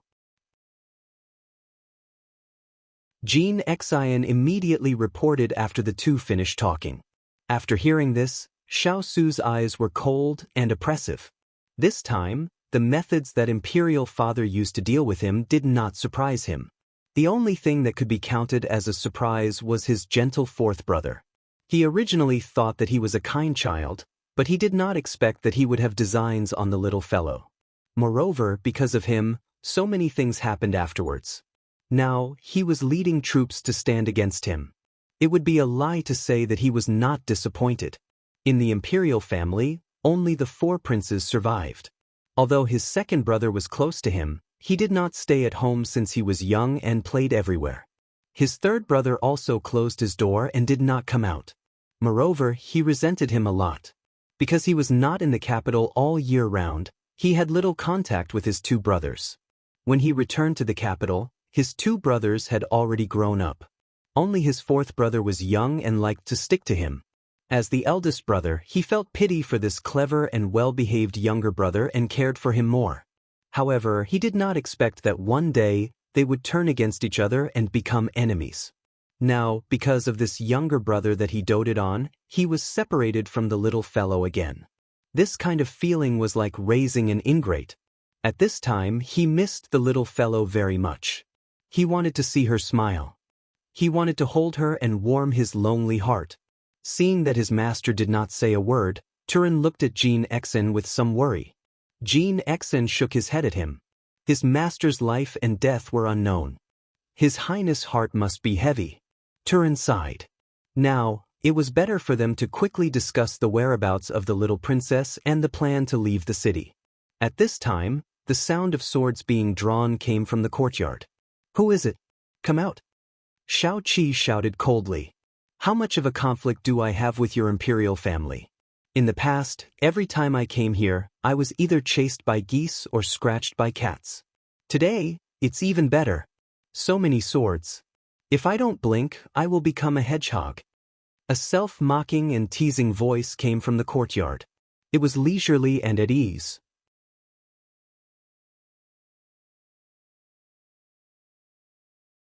Chapter 1365. Turin's eyes lit up when he heard the voice. Wasn't that the second prince? Jean Xian didn't know the identity of the second prince because he wasn't in the mansion for a long time. He instinctively wanted to go out and arrest the second prince, but Turin stopped him. Don't worry, he's one of us. Xiao Su looked at the man and raised his eyebrows. There's no cat or goose this time. Why are you still in such a sorry state?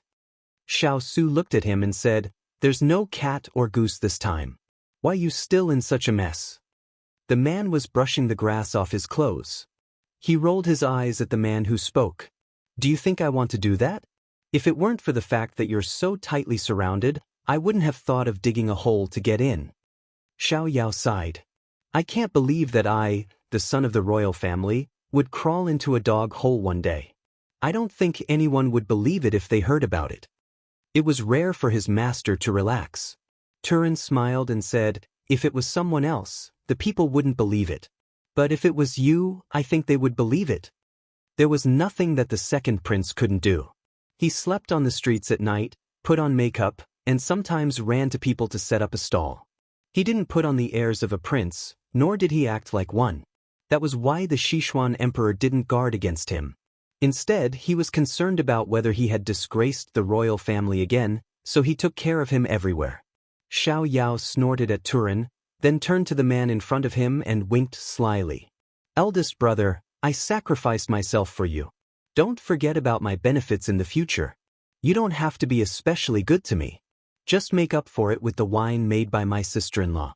It doesn't matter if it's 10 or 20 jars, the more the better.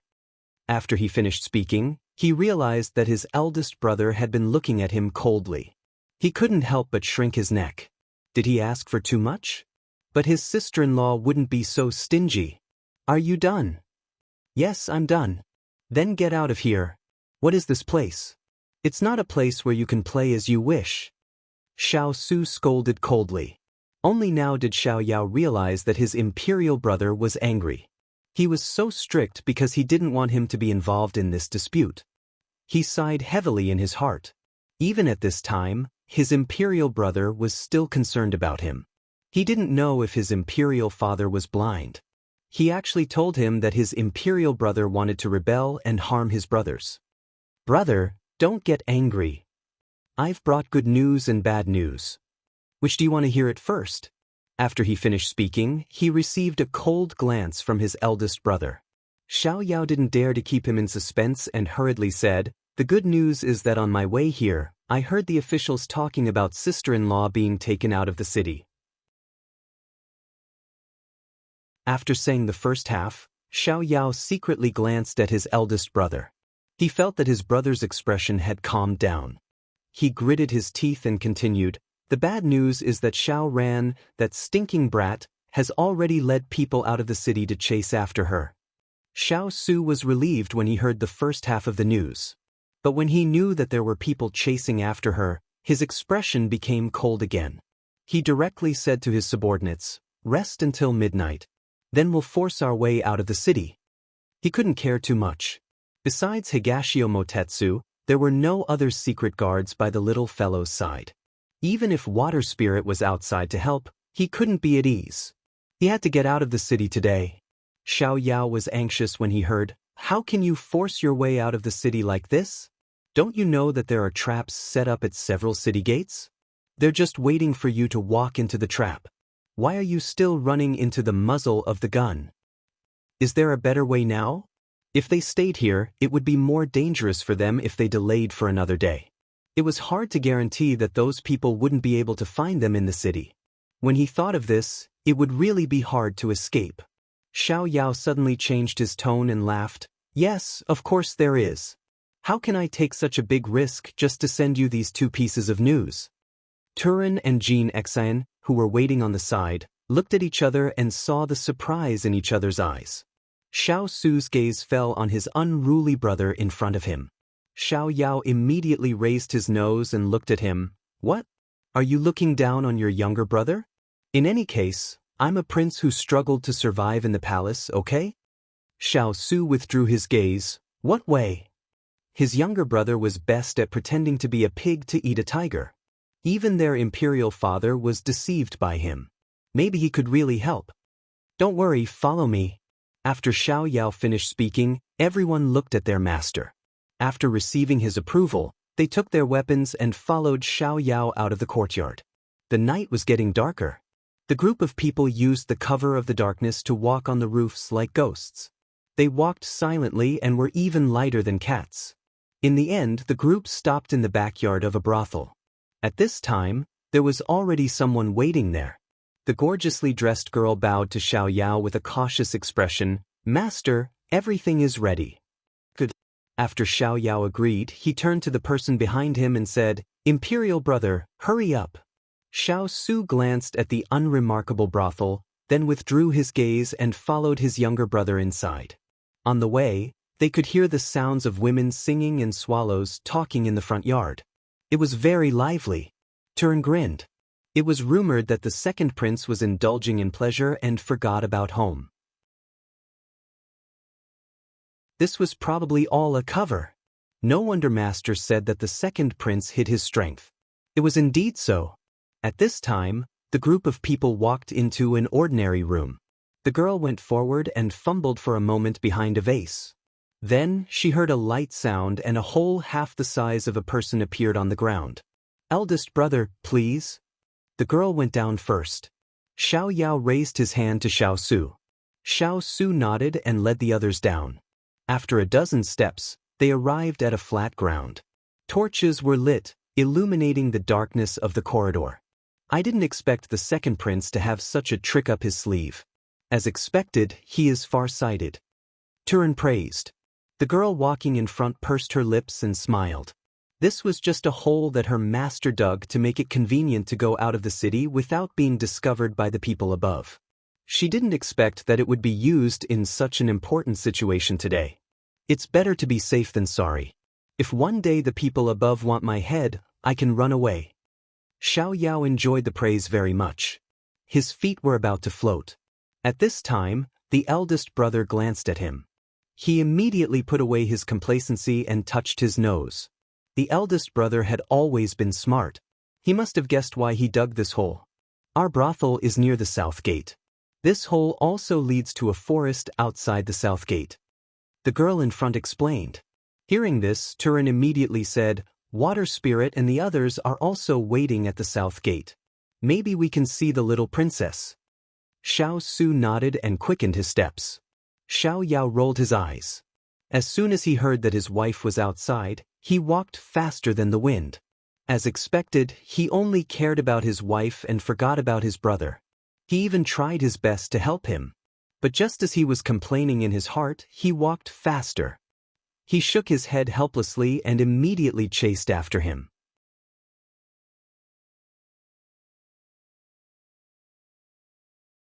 Chapter 1366. Although this tunnel wasn't far from the south gate, Xiao Yao had arranged for the exit to be very far away so that no one would be able to see through the concealment of the tunnel. By the time they came out, it was already close to dawn. Xiao Yao was so tired that he could barely walk. He leaned against a tree and panted as he rested. He looked at the tall and slender figure standing there not far away, seizing the time to give orders to his subordinates. Although he was covered in dust, the iceberg in his eyes was still there. He knew what he had experienced today. The reason why he was able to remain standing was because of his powerful mental strength. This was the reason why he had always admired this imperial brother of his. No matter what, he was always able to remain calm in the face of danger. No matter how big the blow was, he was unstoppable.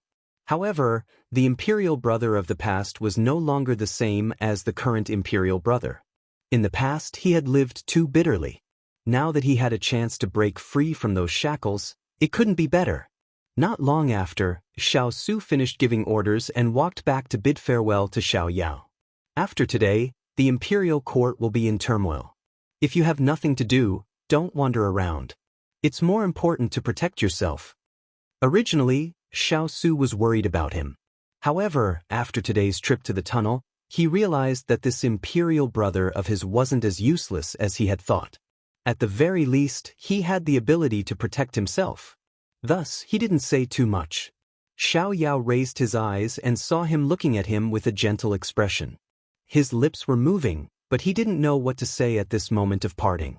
His chest was full of words. In the end, he only managed to squeeze out a sentence, Imperial brother, you have to take care of yourself. No matter what happens, this imperial brother will stand by your side. That was enough for him. Xiao Su smiled and patted him heavily on the shoulder. Then he turned around and strode away. Turin, Jean Exen, and the others bowed to him and bid farewell. Then they followed after their master. Looking at the black figure gradually blending into the sky, Xiao Yao called out, Leonie. This subordinate is here, the brothel girl replied in a low voice. If it weren't for Imperial Mother, I'm afraid I would really be alone. Leonie was slightly taken aback. She then looked in the direction that the group of people had left in. She knew that Her Highness valued her brother, the King of England, a lot. Otherwise, she wouldn't have dug this tunnel. Although it was said on the surface that it was for the convenience of sneaking out of the city, only her trusted subordinates knew the true reason. This tunnel had been successfully dug 5 years ago, and today was the first time it was being used. 5 years ago, the Sichuan Emperor had the intention of dethroning the King of England. His Royal Highness had dug and built it just in case. Leonie retracted her gaze and comforted, Hasn't your Highness waited for this day for many years? His Royal Highness being able to escape the abyss of suffering is something to be happy about. Xiao Yao thought about it and agreed. The worry on his face was swept away, and he looked at Leonie with a wisp of admiration. Leonie, you're the one who sees things clearly. Let's drink and sing. Who cares if the sky is about to collapse? Let's get drunk today and worry tomorrow. As he spoke, he walked back the way he came with his hands clasped behind his back. His footsteps were light as if he had put down the heavy burden on his body. Lian smiled and followed him. What song does your highness want to listen to today? Take care on a long journey. All right, imperial brother, take care. If fate allows, we'll meet again. Compared to Xiao Yao's relaxed and unrestrained return, Xiao Su's eyes were heavy at this moment. Master, we didn't see any traces of water spirit and the others. We also didn't see the little princess consort. Turin quickly walked to his side and reported. They were now at the place where water spirit was supposed to meet up with her. However, after searching the surroundings, they didn't see anyone. According to the traces left behind, there was a fight here, and then the people disappeared. Xiao Su knew this was the result, but what he was most concerned about now was whether the little fellow was safe or not.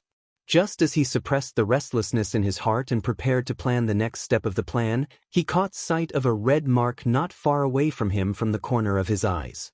His gaze paused, and he immediately walked over. Turin and the others were still waiting for their master's orders. When they suddenly saw his expression change slightly and walk in another direction, they immediately understood that their master had discovered something. At this moment, Xiao Su walked under a tree. There was a bough tied on the brown tree trunk. Perhaps in the eyes of ordinary people, it might be a girl who tied it for fun. However, only Xiao Su knew that this bough had a special meaning because only his little fellow knew how to tie it. Isn't this the cloth that the little princess consort is wearing today? When Turin came over, he noticed it at a glance and asked in surprise. Yes. Xiao Su raised his hand and took off the red ribbon. There were still threads on the edges. It could be seen that it was torn from the clothes in a hurry. He narrowed his eyes and said, when she came, Water Spirit had already met with an accident. She and Higashio Motetsu were afraid that the pursuers would catch up with them, so they left directly. She tied 2 knots, which represented 2 people. The loose knot represented that her life was not in danger at the moment. This was the little fellow's message to him. It was just a game she thought of when she was bored in Lianqing. She didn't expect that it would come in handy today. Jean Xen and the others were happy when they heard this. It was good that the little princess consort was fine. Master, His Majesty has sent General Li to capture you. What should we do next? Turin asked. Xiao Su wrapped the ribbon around his finger and said, let's leave here first and meet up with the army. Now that they were surrounded by enemies, they had to find reinforcements. Otherwise, they could only passively take a beating. Xiao Su lowered his head and stroked the ribbon. The soft touch made him feel a little relieved. Little fellow, you must be well before I find you. In an inconspicuous courtyard, Pang Huang listened to the reports from his subordinates, his expression unsettled. I didn't expect them to rebel. The heavens are helping me. When he heard that Xiao Su had broken out of the palace, Pang Huang laughed heartily. This was the first time he had been so carefree since the 2 armies had been defeated. Seeing his crown prince so happy, Tuali couldn't help but grin and say, we haven't done anything yet, but they've already killed each other. The situation is very favorable for us. Your Highness, should we start moving? After Pang Huang laughed heartily, he raised his hand and said, don't be in a hurry. We can wait for them to become more chaotic before we make our move. Now that Sichuan is in chaos, I don't think that Sichuan has the energy to negotiate peace. You can directly write a memorial saying that the princess died in an accident. We have to go back and choose a new princess for peace. We have to leave the capital first. That would be great for him. Your Highness is right. Our troops suffered heavy losses last time, so we need some time to recuperate. This time, Xiao Su and Sichuan Emperor are at odds. Let's first watch them fight to the death, then we can reap the benefits. Tuali smiled and calculated. Pang Huang waved his hand and approved. Your Highness, do you want to leave first? This time, the Crown Prince came with them secretly. As a subject, he had to ensure the Crown Prince's safety, especially at this very dangerous moment. No hurry. This Crown Prince still has things to do. You can leave some people behind to gather information. The rest of you can return to prepare for war. Pang Huang rubbed his chin. He seemed to have heard some incredible news and wanted to personally meet the girl in red. The girl he had never forgotten, Chu Qingyan.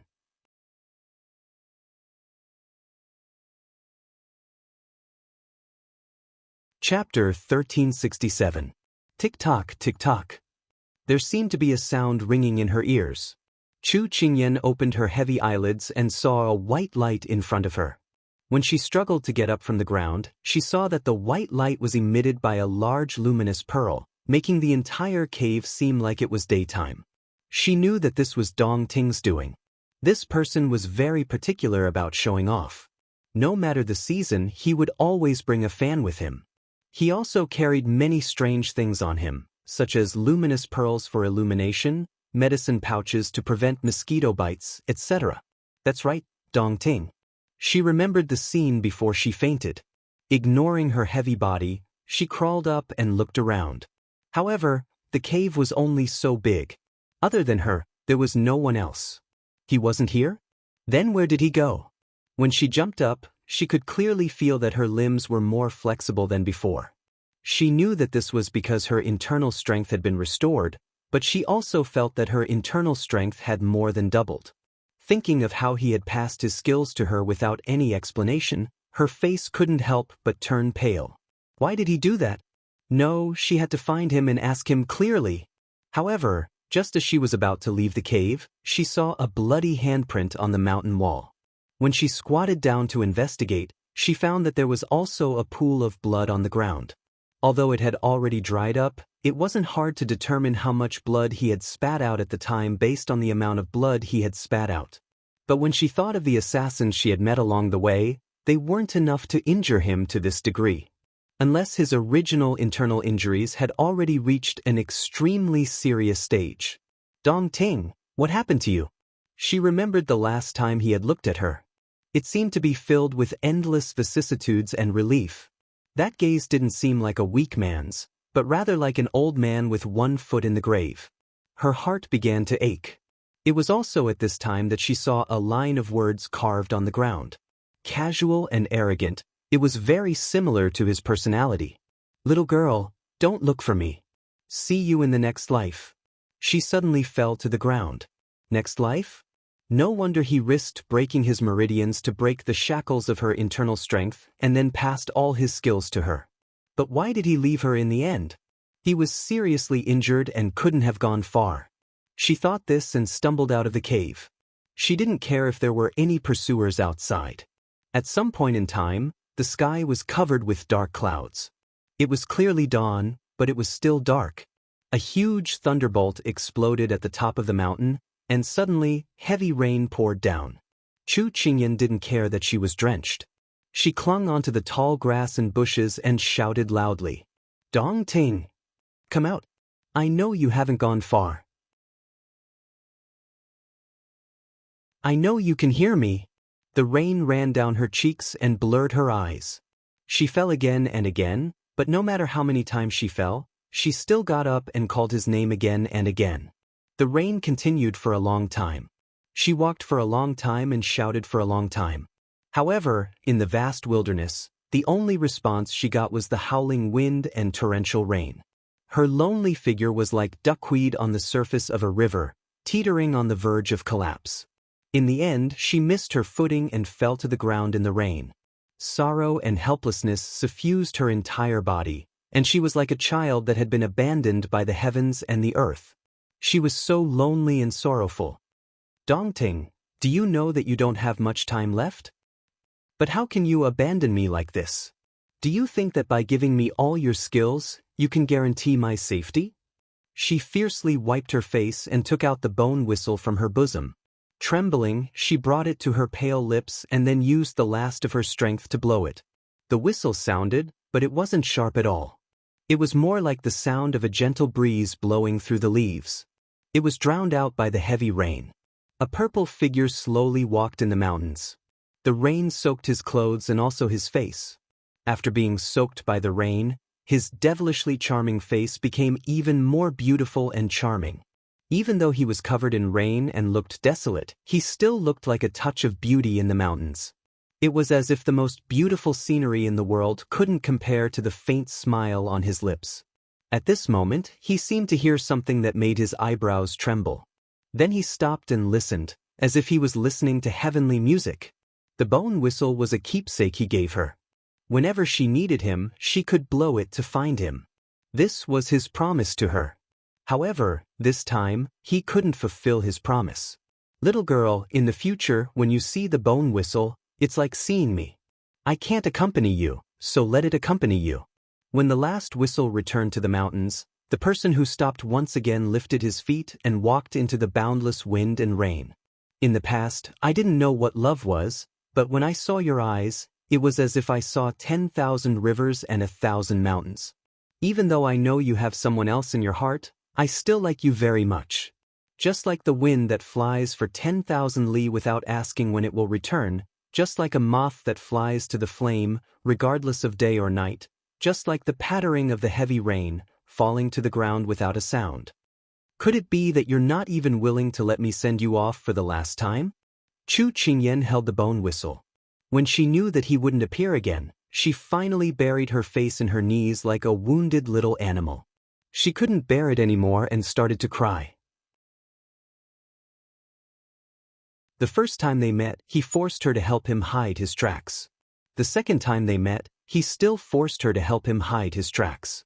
For the first few times, she was the one who was forced. Sometimes, she really wanted to ask the heavens why she always met this annoying person. Although their first meeting was a bit bad, she slowly understood him a bit.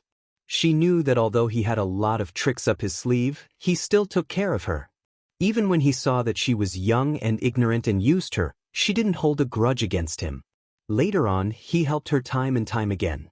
He was clearly a person who didn't want to be tainted by the secular world, but he was willing to sacrifice his time to help her calculate the abacus. Even later on, when she drew a clear line between them for the big ice cube, he still helped her time and time again. He said that he would protect her, and he really did it. He even gave her his life. So, that man who smiled more beautifully than a girl, who spoke like a ruffian, who always thought that he was incomparably romantic and elegant, was he really going to disappear from her life like this? After being drenched in the rain for half a day, she finally couldn't bear the weight of her body and fell into the rain. She tightly held the bone whistle in her hand, as if it was something incomparably precious in the world, and she was afraid that it would be dirted by the muddy water. Before she closed her eyes, she muttered to herself, "Big Ice Cube, where are you? Dong Ting is injured, he doesn't want me anymore. Quickly help me find him back, find him back." A bolt of lightning once again cut through the sky, illuminating the world in an instant. She saw a handsome man wearing a blue monk's robe slowly walking out from the depths of the forest. When he saw the unconscious girl lying on the ground, he put his palms together and gently chanted, "Amitba."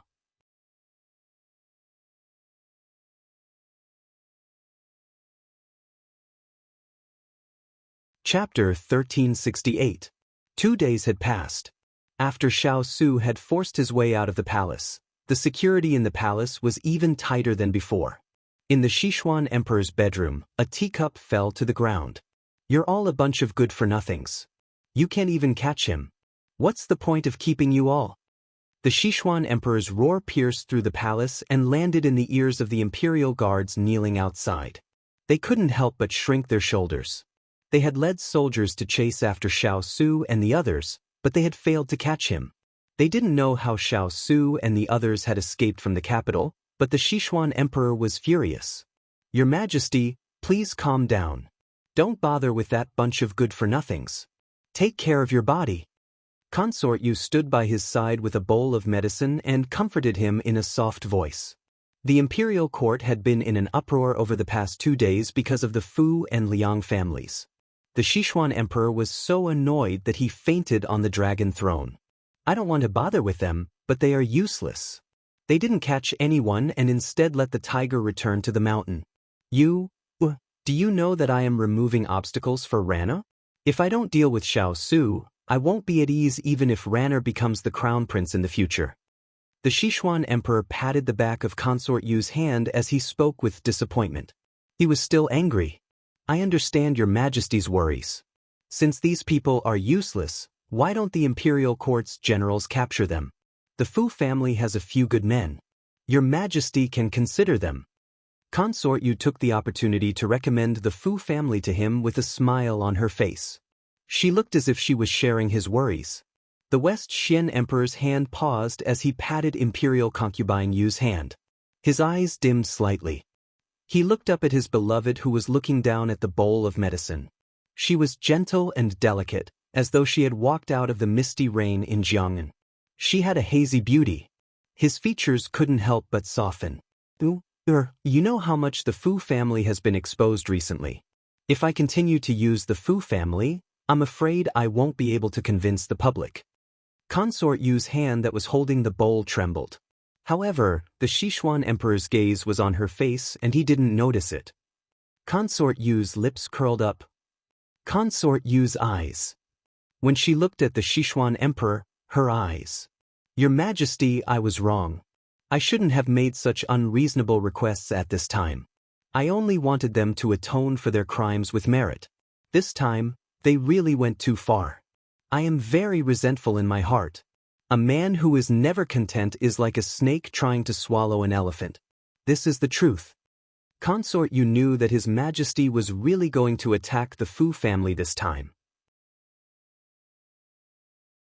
He still asked her to serve by his side because he valued their past relationship and sincerely wanted to help Ranner ascend the throne. Therefore, Consort Yu knew how to manipulate the Sichuan Emperor's emotions. She immediately blamed herself. Her attitude showed that he pitied her the most. As expected, the Sichuan Emperor was very satisfied that she was able to see clearly that he was the most important person in her heart. He reached out to touch her face and smiled. Tell Ranner to come back. I have something important for him to do. Consort Yu's eyes lit up. If His Majesty could mention something important, it meant that His Majesty was really going to cultivate Ranner's power. She immediately smiled gently. As you wish. At this moment, there was a commotion outside. I want to see His Majesty. How dare you stop me? Men, take them away and flog them 50 times. The Sichuan Emperor frowned and asked the person beside him, who is making a ruckus outside? Eunuch Xiao immediately said, this old servant will go out and take a look right now. With that, Eunuch Xiao jogged out. Consort Yu lowered her eyes and curved her lips slightly. Empress Liang had come as expected.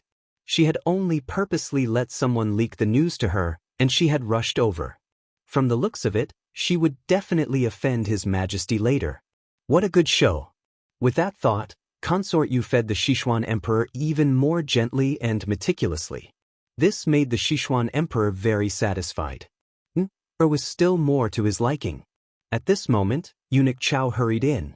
Your Majesty, Her Majesty the Empress is requesting an audience. The Sichuan Emperor's expression instantly turned ugly. I won't see her. It wasn't easy for us to be able to relax. We don't want her to cause trouble. Eunuch Xiao hesitated and tried to persuade him. The Empress had already been here several times, but she always came back empty-handed. This time, if she was invited back again, according to what she saw just now, she probably wouldn't let it go. At this moment, Consort Yu spoke. She looked at the Sichuan Emperor with watery eyes. It seems that Elder Sister is also worried about Your Majesty's health. If Your Majesty doesn't allow Elder Sister to see you, Elder Sister will be sad again. The Sichuan Emperor saw that she was so obedient and kind. He sighed softly. You're always so soft-hearted. Forget it, we'll see her. There are some things that need to be resolved. When he said the last sentence, a murderous look flashed across the Sichuan Emperor's eyes. Eunuch Xiao looked gratefully at Consort Yu. Consort Yu was still the most considerate one. Then, she quickly went to open the door. Consort Yu smiled proudly. Empress Liang was smart, but she didn't know how to win people's hearts. That was why she could be like a fish in water in the palace, while Empress Liang could only be a resentful woman. Empress Liang had received the news that Consort Yu had entered the palace to serve His Majesty. When she thought of how she had been refused the entrance several times, she felt resentful and impatiently rushed to the bedchamber. When she was stopped outside the palace again, she imagined the two people in the palace being lovey-dovey while she was treated coldly. Her heart instantly felt unbalanced. When she received the edict and entered, she remembered the Mama's instructions. She had been told to be gentle to attract His Majesty's attention. She had wanted to suppress her temper, But when she saw Consort Yu shamelessly snuggling up to His Majesty like a water snake, her temper flared up again. She walked with an aggressive aura. "Greetings to your Majesty." She curtsied. Sichuan Emperor raised his hand. "Empress, rise." Sensing His Majesty's coldness, Empress Liang vented her anger on Consort Yu. "Consort Yu, why aren't you curtsying when you see Ben Gong? Are you trying to climb over Ben Gong's head?" Consort Yu immediately wanted to curtsy in terror when she heard this, but Sichuan Emperor stopped her. Consort Yu looked at him in shock. Sichuan Emperor felt even more pity for her. He looked at Empress Liang's angry face and said with a frown, "Consort Yu is serving Zhen's medicine. Do you think Zhen is more senior than you? Are you trying to climb over Zhen's head?" These words were like cold water that splashed Empress Liang's face white. "Qinxia doesn't dare." Sichuan Emperor could only snort coldly when he heard this. At an angle that Sichuan Emperor wasn't paying attention, Consort Yu gave Empress Liang a threatening look that made her even angrier. Consort Yu felt that she had already achieved half of her goal, so she didn't want to stay any longer. She stood and said, "Your Majesty, please calm down. Older sister didn't mean it. Older sister must have something important to discuss with your Majesty. You will take her leave first." With Empress Liang as a comparison, Sichuan Emperor felt that Consort Yu was even more polite and respectful. His disgust for Empress Liang increased. "Go." Consort Yu curtsied and left. When she passed by Empress Liang, Sichuan Emperor gave her a mocking smile.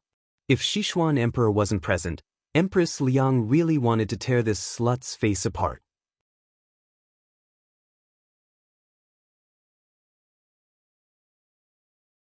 Chapter 1369. Consort Yu left the hall and walked down the long corridor with the palace servants. She stopped in front of a flower bed. She thought back to how she had just mentioned that the emperor had refused to let the soldiers of the Fu family in court take the order to capture Xiao Su. Her heart chilled. It looked like the emperor was determined to move against the Liang and Fu families this time. She knew His Majesty's motive for doing this, but how could she watch as the Fu family was sacrificed by His Majesty? Also, Ranner needed the support of the Fu family in the future. If he lost this support, how could he maintain a foothold in court?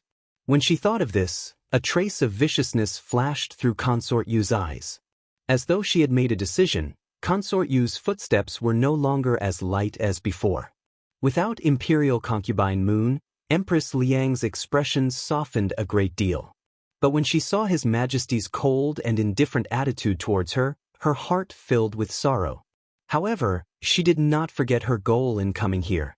She took several steps forward and earnestly said, "Your Majesty, please uphold justice for this concubine."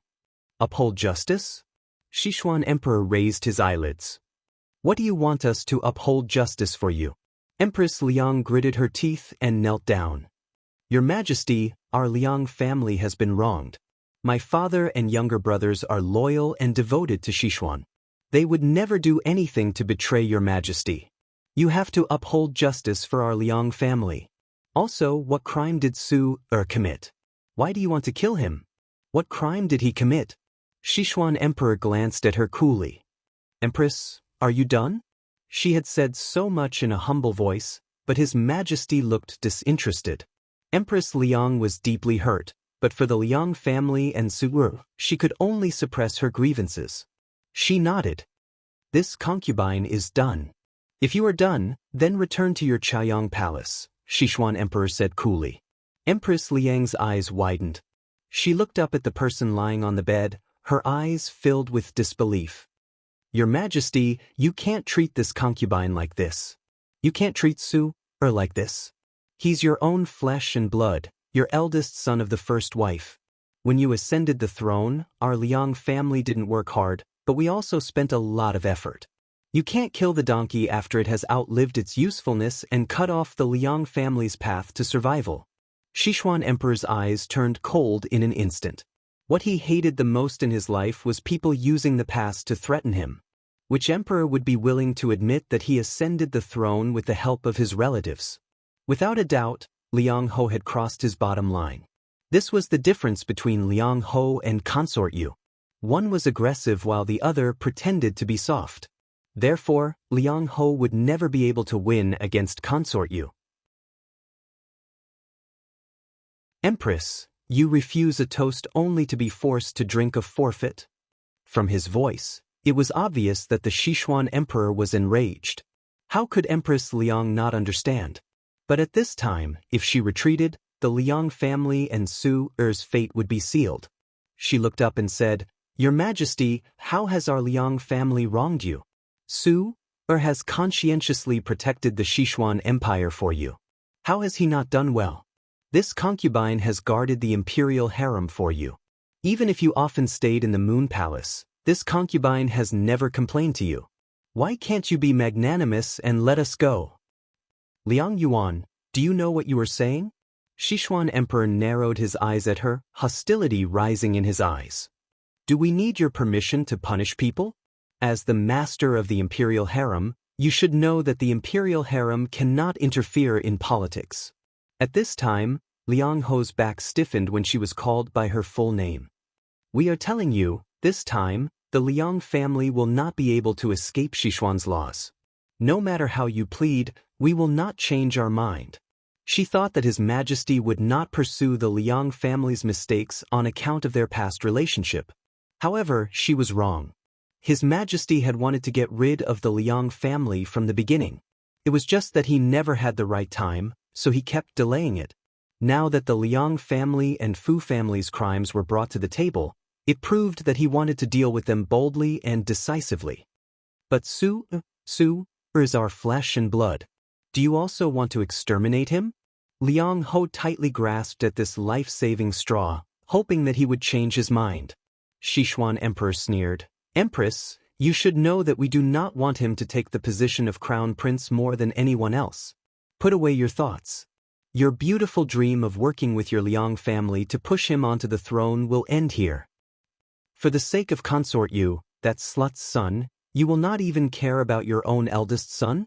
Your Majesty, you cannot be so biased." Empress Liang's heart felt like it was being cut by a knife. Her voice was mournful. Sichuan Emperor said coldly, "Empress, you should know that we stepped over the corpses of our brothers to get to this position. When it is time to sacrifice, we must sacrifice." Liang Ho stared blankly at the man in front of her, whom she had loved all her life. She vaguely remembered that when he came back from horseback, he was a handsome young man with picturesque features. Now, in the blink of an eye, his eyebrows were covered with frost. He was murderous and cold. Now, he would not even spare his own son. "So, a while ago, when I was not feeling well, you told people not to disturb me and often went to check on me, making me mistakenly think that you doted on me. In fact, you wanted to cut me off from the outside world. So, when you attacked the Liang family and Su Er, I knew nothing about it. It was all for today."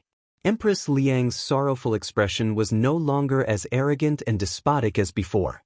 Sichuan Emperor's anger subsided a little. He nodded and admitted, "That's right."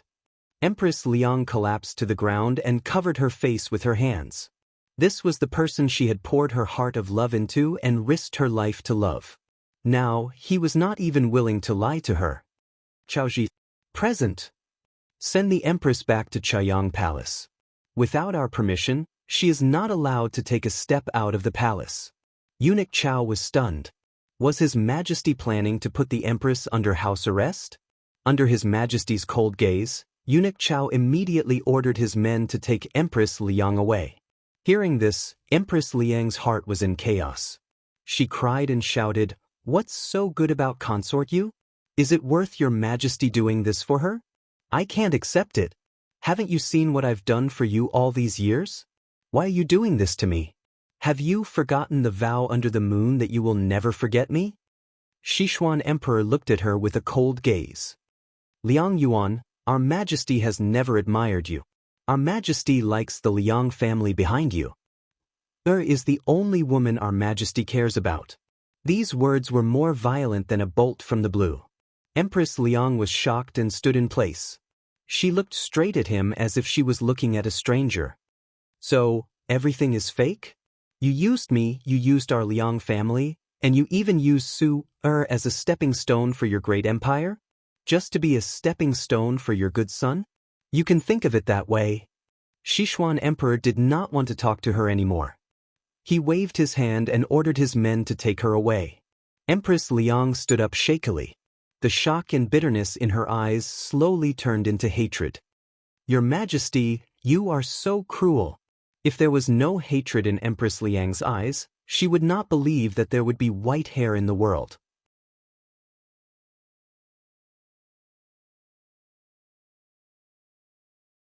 Chapter 1370.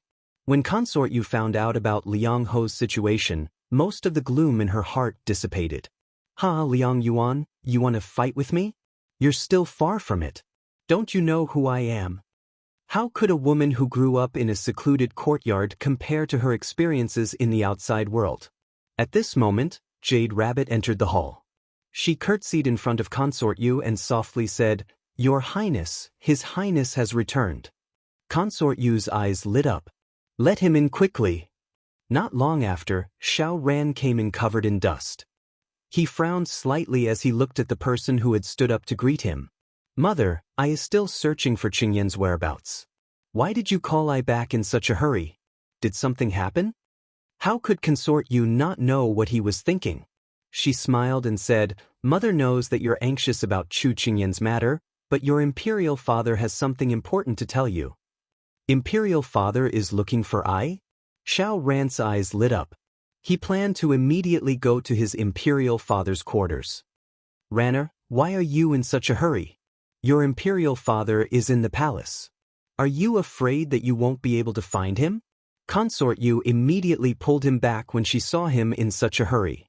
Xiao Ran was a bit confused. "Didn't you say that imperial father has something to do? I will go and see what's going on first before leaving the city to find Qingyan." Consort Yu was displeased when she saw that he was so focused on Chu Qingyan. She shook her head and sighed. As expected, a grown son can't keep his mother. She can't even let her son accompany me. Xiao Ran's face turned red when he heard this. He grabbed Consort Yu's loosened hand and said shamelessly, "Mother, I didn't mean that. You're the person that I cares about the most." Consort Yu became happy when she heard this. She then took her precious son's hand and sat down on the couch. She patted the back of his hand and reminded, "Mother knows that you want that girl from the Chu family to accompany you, but whether you can keep her or not depends on your imperial father's intentions. The matter that your imperial father gave you this time definitely has something to do with Xiao Su. No matter what, you have to agree to it and follow your imperial father's wishes. Only then can we have a good life." After she said this, Xiao Mother's words, "Mother, why do you say that? Doesn't imperial fathers most?" Consort Yu smiled softly, "Ranner, Mother is going to teach you a lesson today. The emperor's heart is hard to predict. If you want to have a foothold in the imperial palace, then you have to follow the wishes of the person who holds the imperial power. Otherwise, your eldest brother's end and Empress Liang's end will be our end."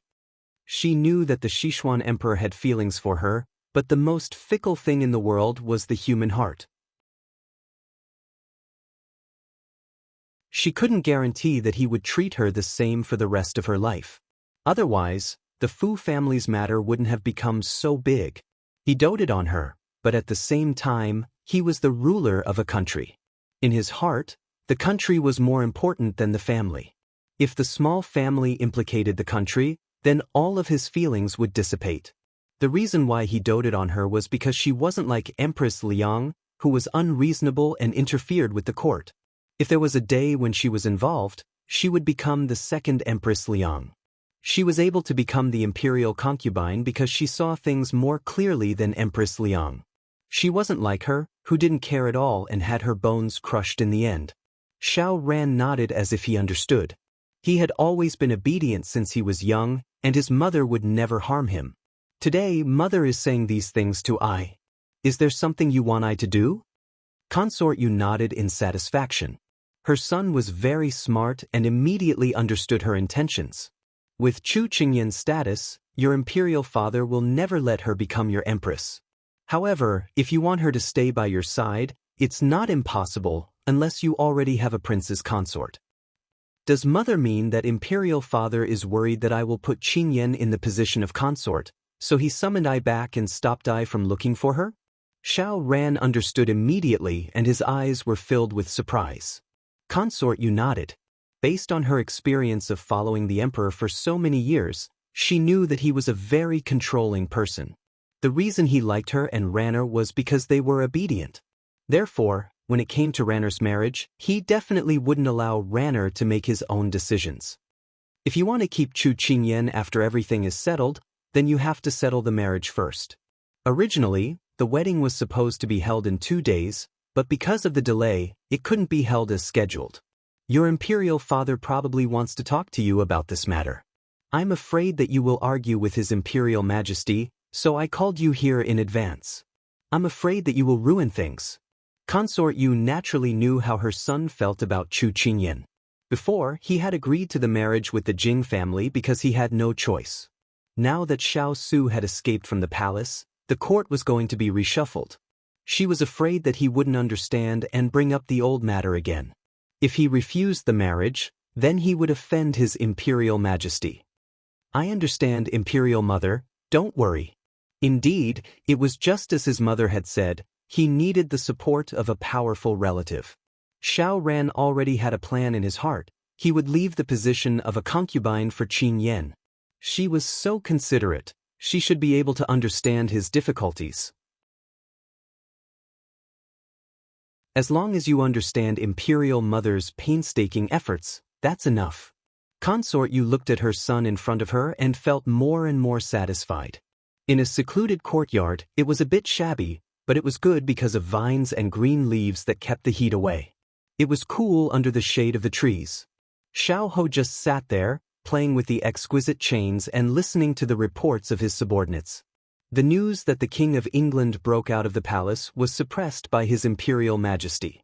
Now, very few people know that His Imperial Majesty is going to make a move on the King of England. Even though the capital is heavily guarded, Xiao Ran and Li Weiyuan led soldiers out of the city to chase after him. To the outside world, they say that a thief broke into the palace and that they were ordered to capture him. What else? Today, Xiao Ran went into the palace and talked with His Imperial Majesty behind closed doors for an entire afternoon. Then, it was announced that in 2 days, Xiao Ran will be engaged to the Jing family. After the engagement, Xiao Ran will personally lead soldiers to chase after the escaped assassins. After the report, the spy lowered his head and waited for orders. Xiao Ho laughed lightly. His imperial father was taking advantage of the chaos to stabilize Xiao Ran's power. He wanted to let the people in court know who he valued, so that they wouldn't alienate Xiao Ran because of the Fu family. Xiao Ran was the only one who could make imperial father spend so much effort to dote on her since she was young. Didn't he want to suppress the news? This prince won't let him do as he wishes. Go and have people spread the news that His Imperial Majesty framed the King of England. Because of his merits, he wants to get rid of the donkey after it has outlived its usefulness. Moreover, if he wants to make a move on Liang Fu and the Liang family, then let's add fuel to the fire. When the time comes, let's see how he will deal with it. Yes, this subordinate will do it right away. These 2 fires were not only for him, but also for his eldest brother. If he made the water muddy, then his imperial father wouldn't have so much energy to deal with his eldest brother. After the spy left, Xiao Ho stroked the chains in his hand and smiled lightly. Little rascal, I'm going to start my revenge. You have to stay with me and don't go too far.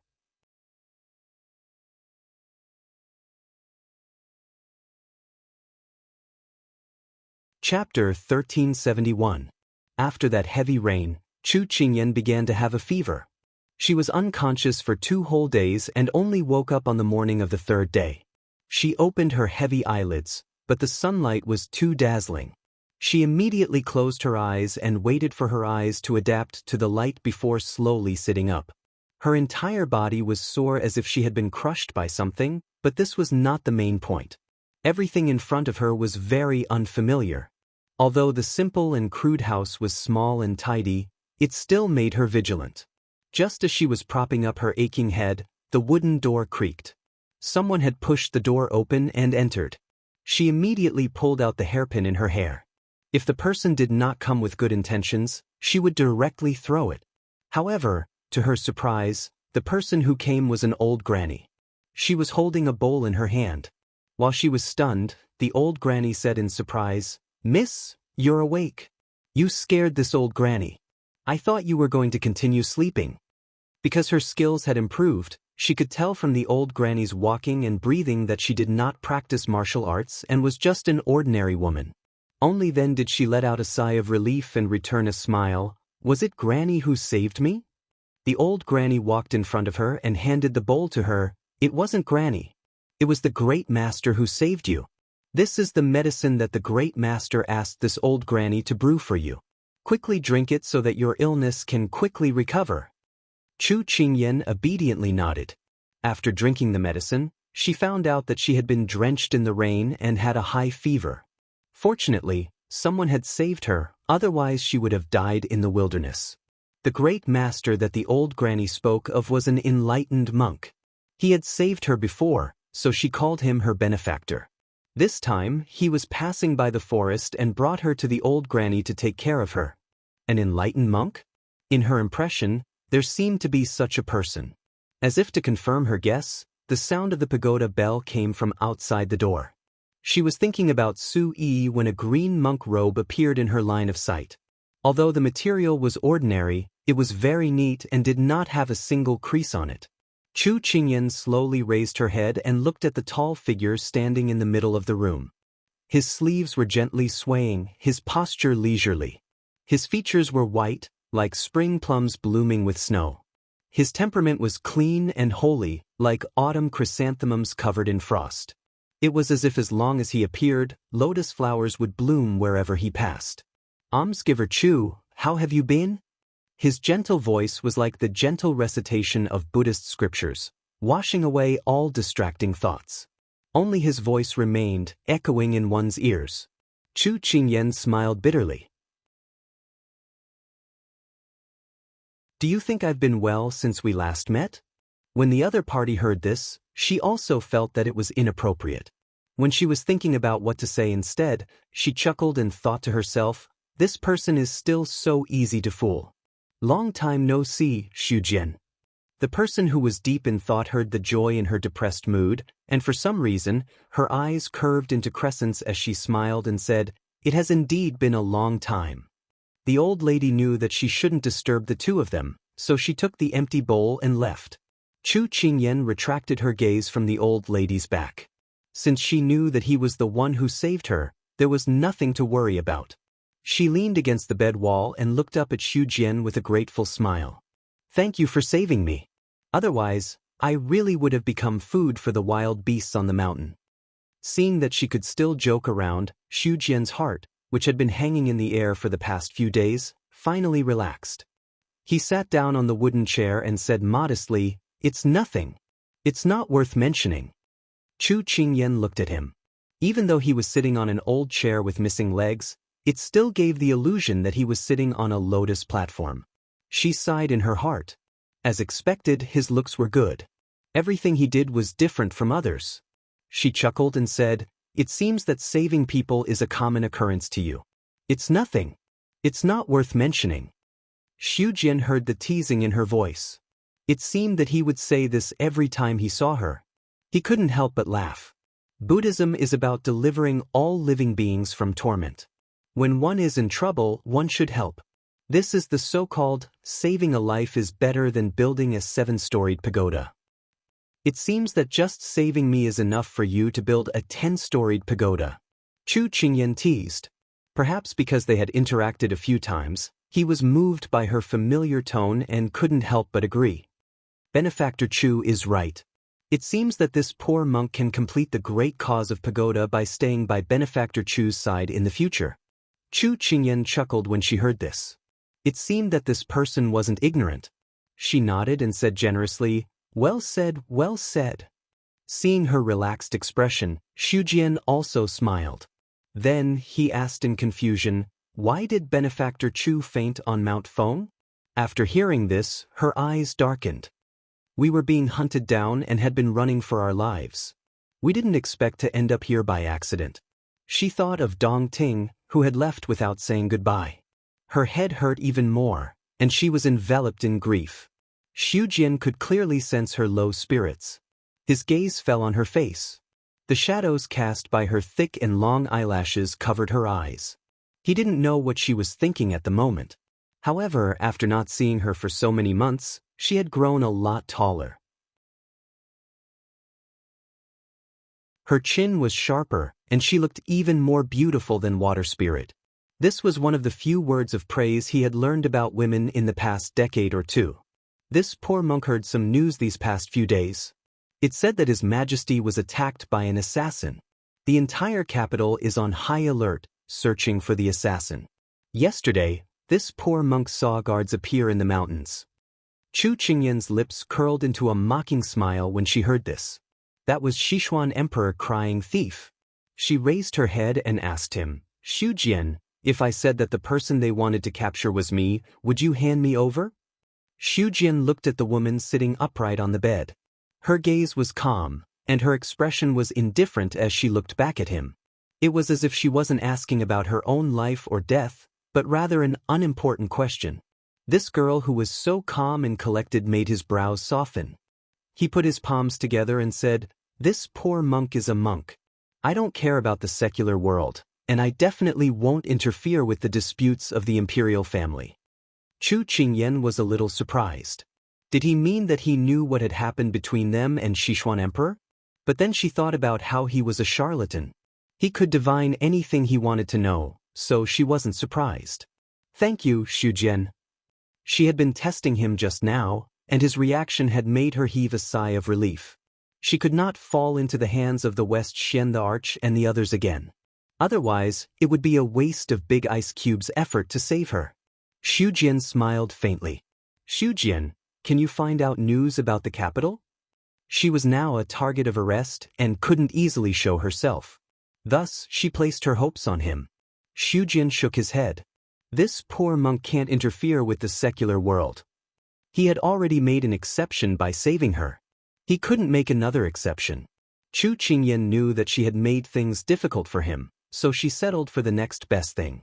Then can you get someone to help me look for my companion? He got separated from me at Phoenix Mountain. Xu Jian hesitated for a moment, then finally nodded as he looked into her bright eyes. This poor monk will do his best. Thank you. Chu Qingyan thanked him with reddened eyes. Because she had been seriously ill and had spoken for so long, she was already exhausted. Xu Jian didn't stay any longer. He told her to rest well and left the room. Standing outside the room, Xu Jian looked at the rosy clouds on the horizon after the storm and sighed softly. Her friend was probably no longer at Phoenix Mountain. The pagoda bell rang in the distance. Chu Qingyan slowly fell asleep to the faint sound. Perhaps she would never know in this lifetime that Xu Jian's appearance in the forest to save her wasn't an accident.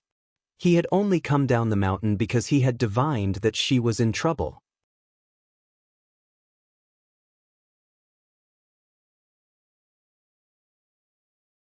Chapter 1372.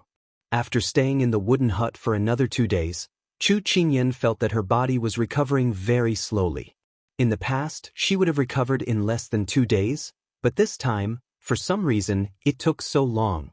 As she thought about it, she started coughing again, as if she wanted to cough out her lungs. At this moment, footsteps sounded from outside. She could tell that the old granny had come in. As expected, "Miss, you're coughing again. Quickly drink this medicine." The old granny handed her a bowl of medicine with the fragrance of loquats. Chu Qingyan gratefully took it. After spending a few days together, she found out from the old granny that this was the mountainside of Mount Feng. Because the wooden hut was built in a remote area, very few people would pass by here except for the common people who chopped firewood. She finally understood why Su Jian had arranged for her to recuperate here. This was indeed a safe place. Seeing that she had finished drinking, the old granny went out again, saying that she was going to make chicken soup for her to nourish her body. Chu Qingyan felt very apologetic. It was very difficult for farmers to raise poultry. They would not easily slaughter chickens and ducks until the end of the year. They had only met by chance, but this old granny treated her like her own granddaughter. This made her feel very touched. She repeatedly told the old granny not to worry, but the old granny said that this was a task entrusted to her by the great master, so she had to take good care of herself no matter what. She felt very helpless. This old granny's words were always based on false opinions. It seemed that she had been poisoned by the fraud. She did not know how long she had been in a daze. When she came back to her senses, she saw the person standing by the door. She did not know how long he had been standing there and how much of her embarrassment had been seen by him. Chu Qingyan said embarrassedly, "Why didn't you say that you were here?" He had already knocked on the door before, but she did not hear him. However, seeing her unnatural expression, he did not expose her and walked in with a faint smile. Benefactor noticed this poor monk as soon as he entered. Although she had corrected him many times to let him call her by her name, it was a pity that this person's brain was as stubborn as a wooden fish. In the end, she let him be and did not care what he called her. Chu Qingyan heaved a sigh of relief when she heard this. She invited him to sit down and personally poured a cup of tea for him. "How has your body been these past 2 days?" Su Jian casually asked when he saw that she was able to land. She was just about to say that she was almost better, but her body was singing the opposite tune. She began to cough violently, and her eyes were red. Su Jian's eyes were filled with worry. He didn't know how to help her and could only quietly wait for her to return to normal. Chu Qingyan said apologetically, "This illness comes like a landslide. I've made a fool of myself." Su Jian faintly smiled. "It's normal for people to suffer from diseases. Benefactor, you don't need to feel sorry." Chu Qingyan nodded. She had taken his advice to heart. "Thank you for taking care of me these past 2 days. The person taking care of you is an elderly person. This penniless monk doesn't dare claim credit," Su Jian said with a smile. She thought about it and agreed, but still said, "The old man took care of me because of you. In the end, I still owe you a favor." Su Jian saw how persistent she was and smiled. He didn't continue the conversation and changed the topic. "Benefactor, do you have something on your mind?" Chu Qingyan raised her head when she heard his words. She happened to see her own confused and helpless expression in his clear eyes. How could he tell? She felt that it was strange, but when she thought about how good he was at fortune-telling, which meant that he could see through people's hearts, she didn't find it strange. "Yes, I'm worried about a lot of things." She nodded honestly. Su Jian frowned slightly. When he was standing by the door earlier, he had sensed that she was in low spirits. It seemed that this was the crux of her illness. "The sky is clear after the rain. Do you want to go out for a walk?" Su Jian invited her. She was a little surprised, but when she remembered that she hadn't left the house since she came here, she agreed. 3 years ago, this penniless monk passed by here and met an elderly person. After learning that her family had passed away, this penniless monk settled her down here. Chu Qingyan didn't know why he would mention that elderly woman. She blinked and replied, "This place is beautiful and quiet. It's suitable for retirement. You've chosen a good place." Su Jian smiled faintly. Actually, whether or not it's suitable for retirement depends on the elderly person's state of mind. If she's immersed in the pain of the past, this place will just be a prison for her. However, this penniless monk is very glad that the elderly person is an open-minded person. She hasn't become dispirited because of the pain of losing her family. She's always smiling and doesn't suffer from illness or misfortune. At first, she was still able to maintain her composure. However, towards the end, she couldn't help but twitch the corners of her mouth. This person seemed to be insinuating something about her between the lines. "What are you trying to say?" Su Jian raised his eyes, but his gaze didn't fall on her. Instead, it fell on the blooming camellia behind her. "Benefactor, you're drawing a circle around a prison." She was stunned. She hadn't expected him to expose her so directly. At this moment, Su Jian's gaze shifted from the beautiful camellia flowers to the face in front of him that was even more delicate than the flowers. He calmly looked straight into her eyes. "Benefactor, time flies. Since yesterday's matter is already in the past, why let it disturb your state of mind? Whether it's guilt, self-blame, or dejection and distress, life still has to go on. The sun still rises in the east and sets in the west. Don't let the prison in your heart hold you back from moving forward. In the end, it will become an even heavier shackle. Chu Qingyan was stunned by his words. She didn't know if it was because he often preached about Buddhism, but she had to admit that every word he said touched the bottom of her heart. Everything that had happened in the past few days had imperceptibly destroyed her self-confidence.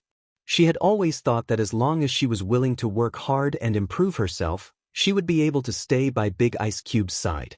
She fantasized about standing shoulder to shoulder with him.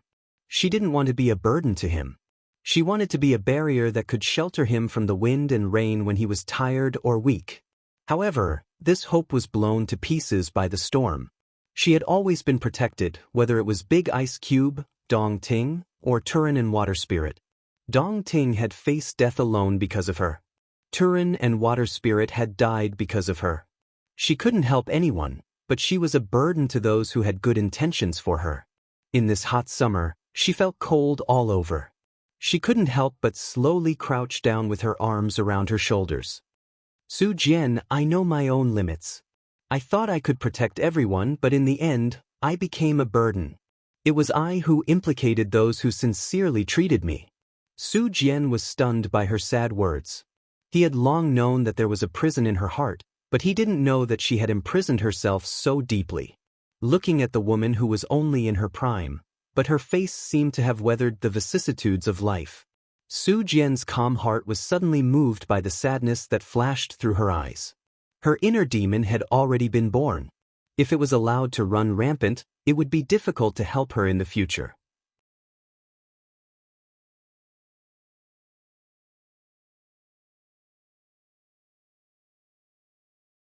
Chapter 1373. Benefactor, don't be sad. Blaming yourself won't solve the problem. Su Jian stood by her side, his voice even gentler. I can see that you've done your best. Things are out of your control now. It's better to let nature take its course.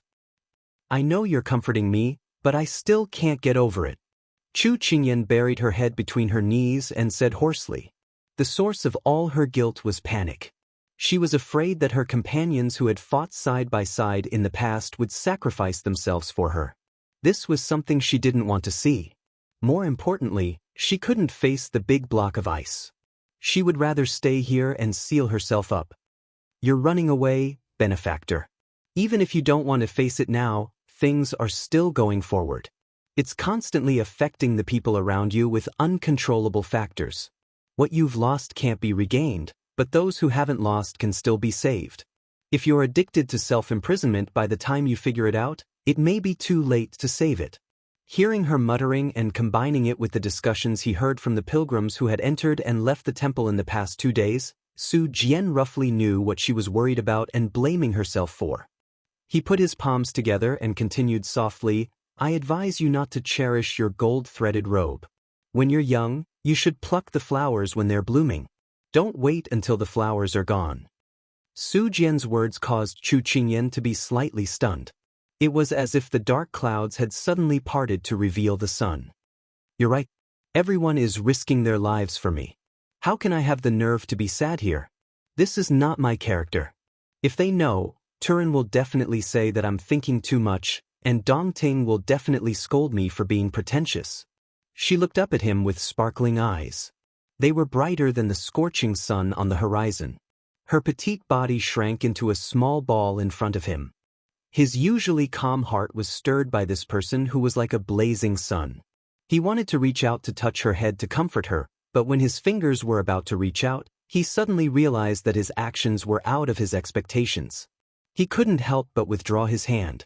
Instead, he grasped the prayer beads on his wrist and plucked them one by one, trying to calm his heart. Benefactor, it's best that you can think it through. I'm just giving a few pointers.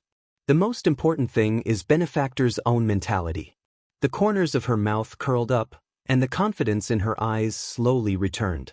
Her eyes were like camellias covered in dew, so beautiful and dazzling. Su Jian's eyebrows twitched, and he turned around in a panic. He tried to recite the Heart Sutra to calm the strange feeling in his heart. Chu Qingyan didn't notice Su Jian's strange behavior. She let out a sigh of relief.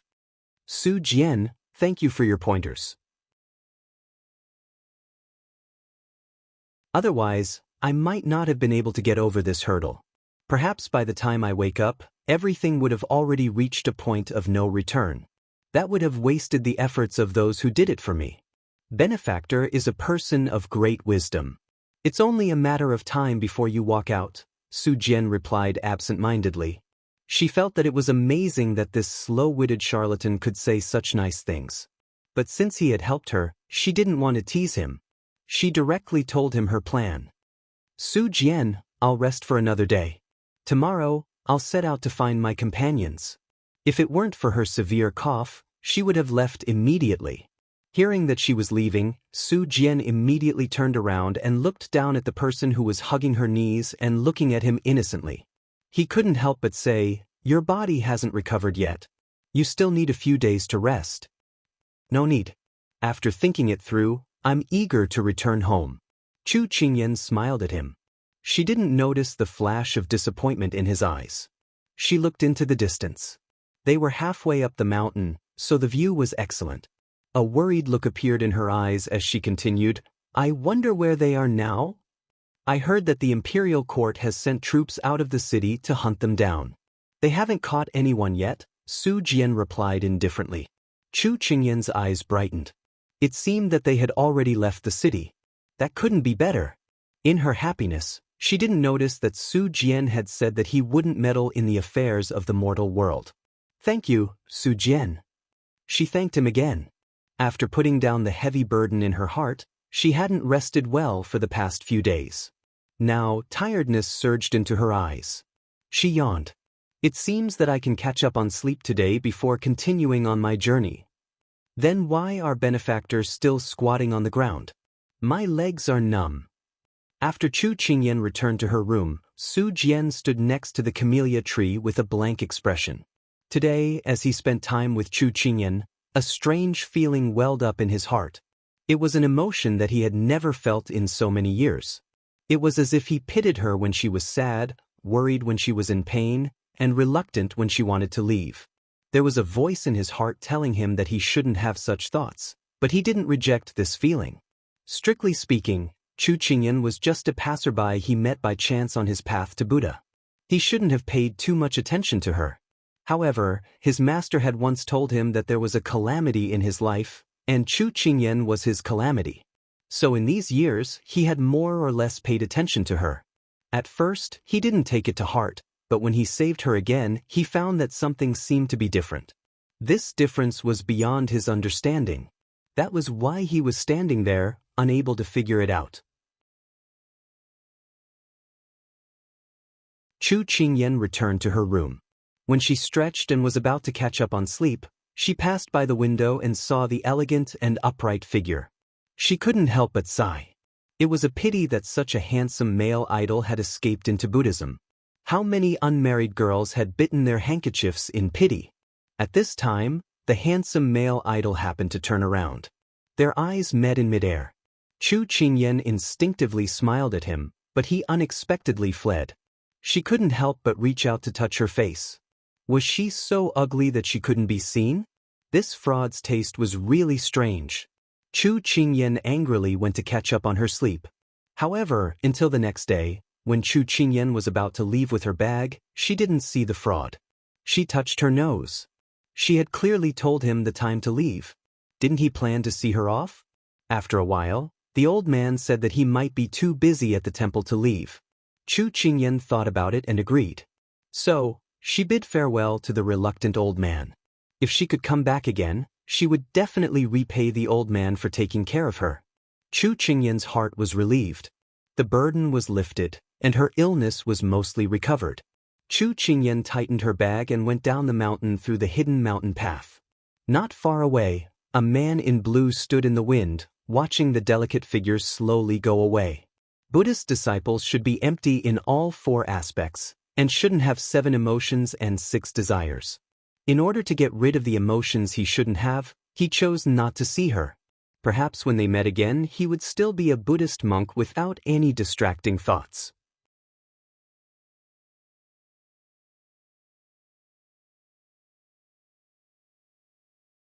Chapter 1374. Because of the special situation, Chu Qingyan had asked the old man for a few men's clothes when she went down the mountain. At this time, she was dressed as a man and was walking around the town. This was the town closest to the capital. If she wanted to gather information, this was undoubtedly the best place.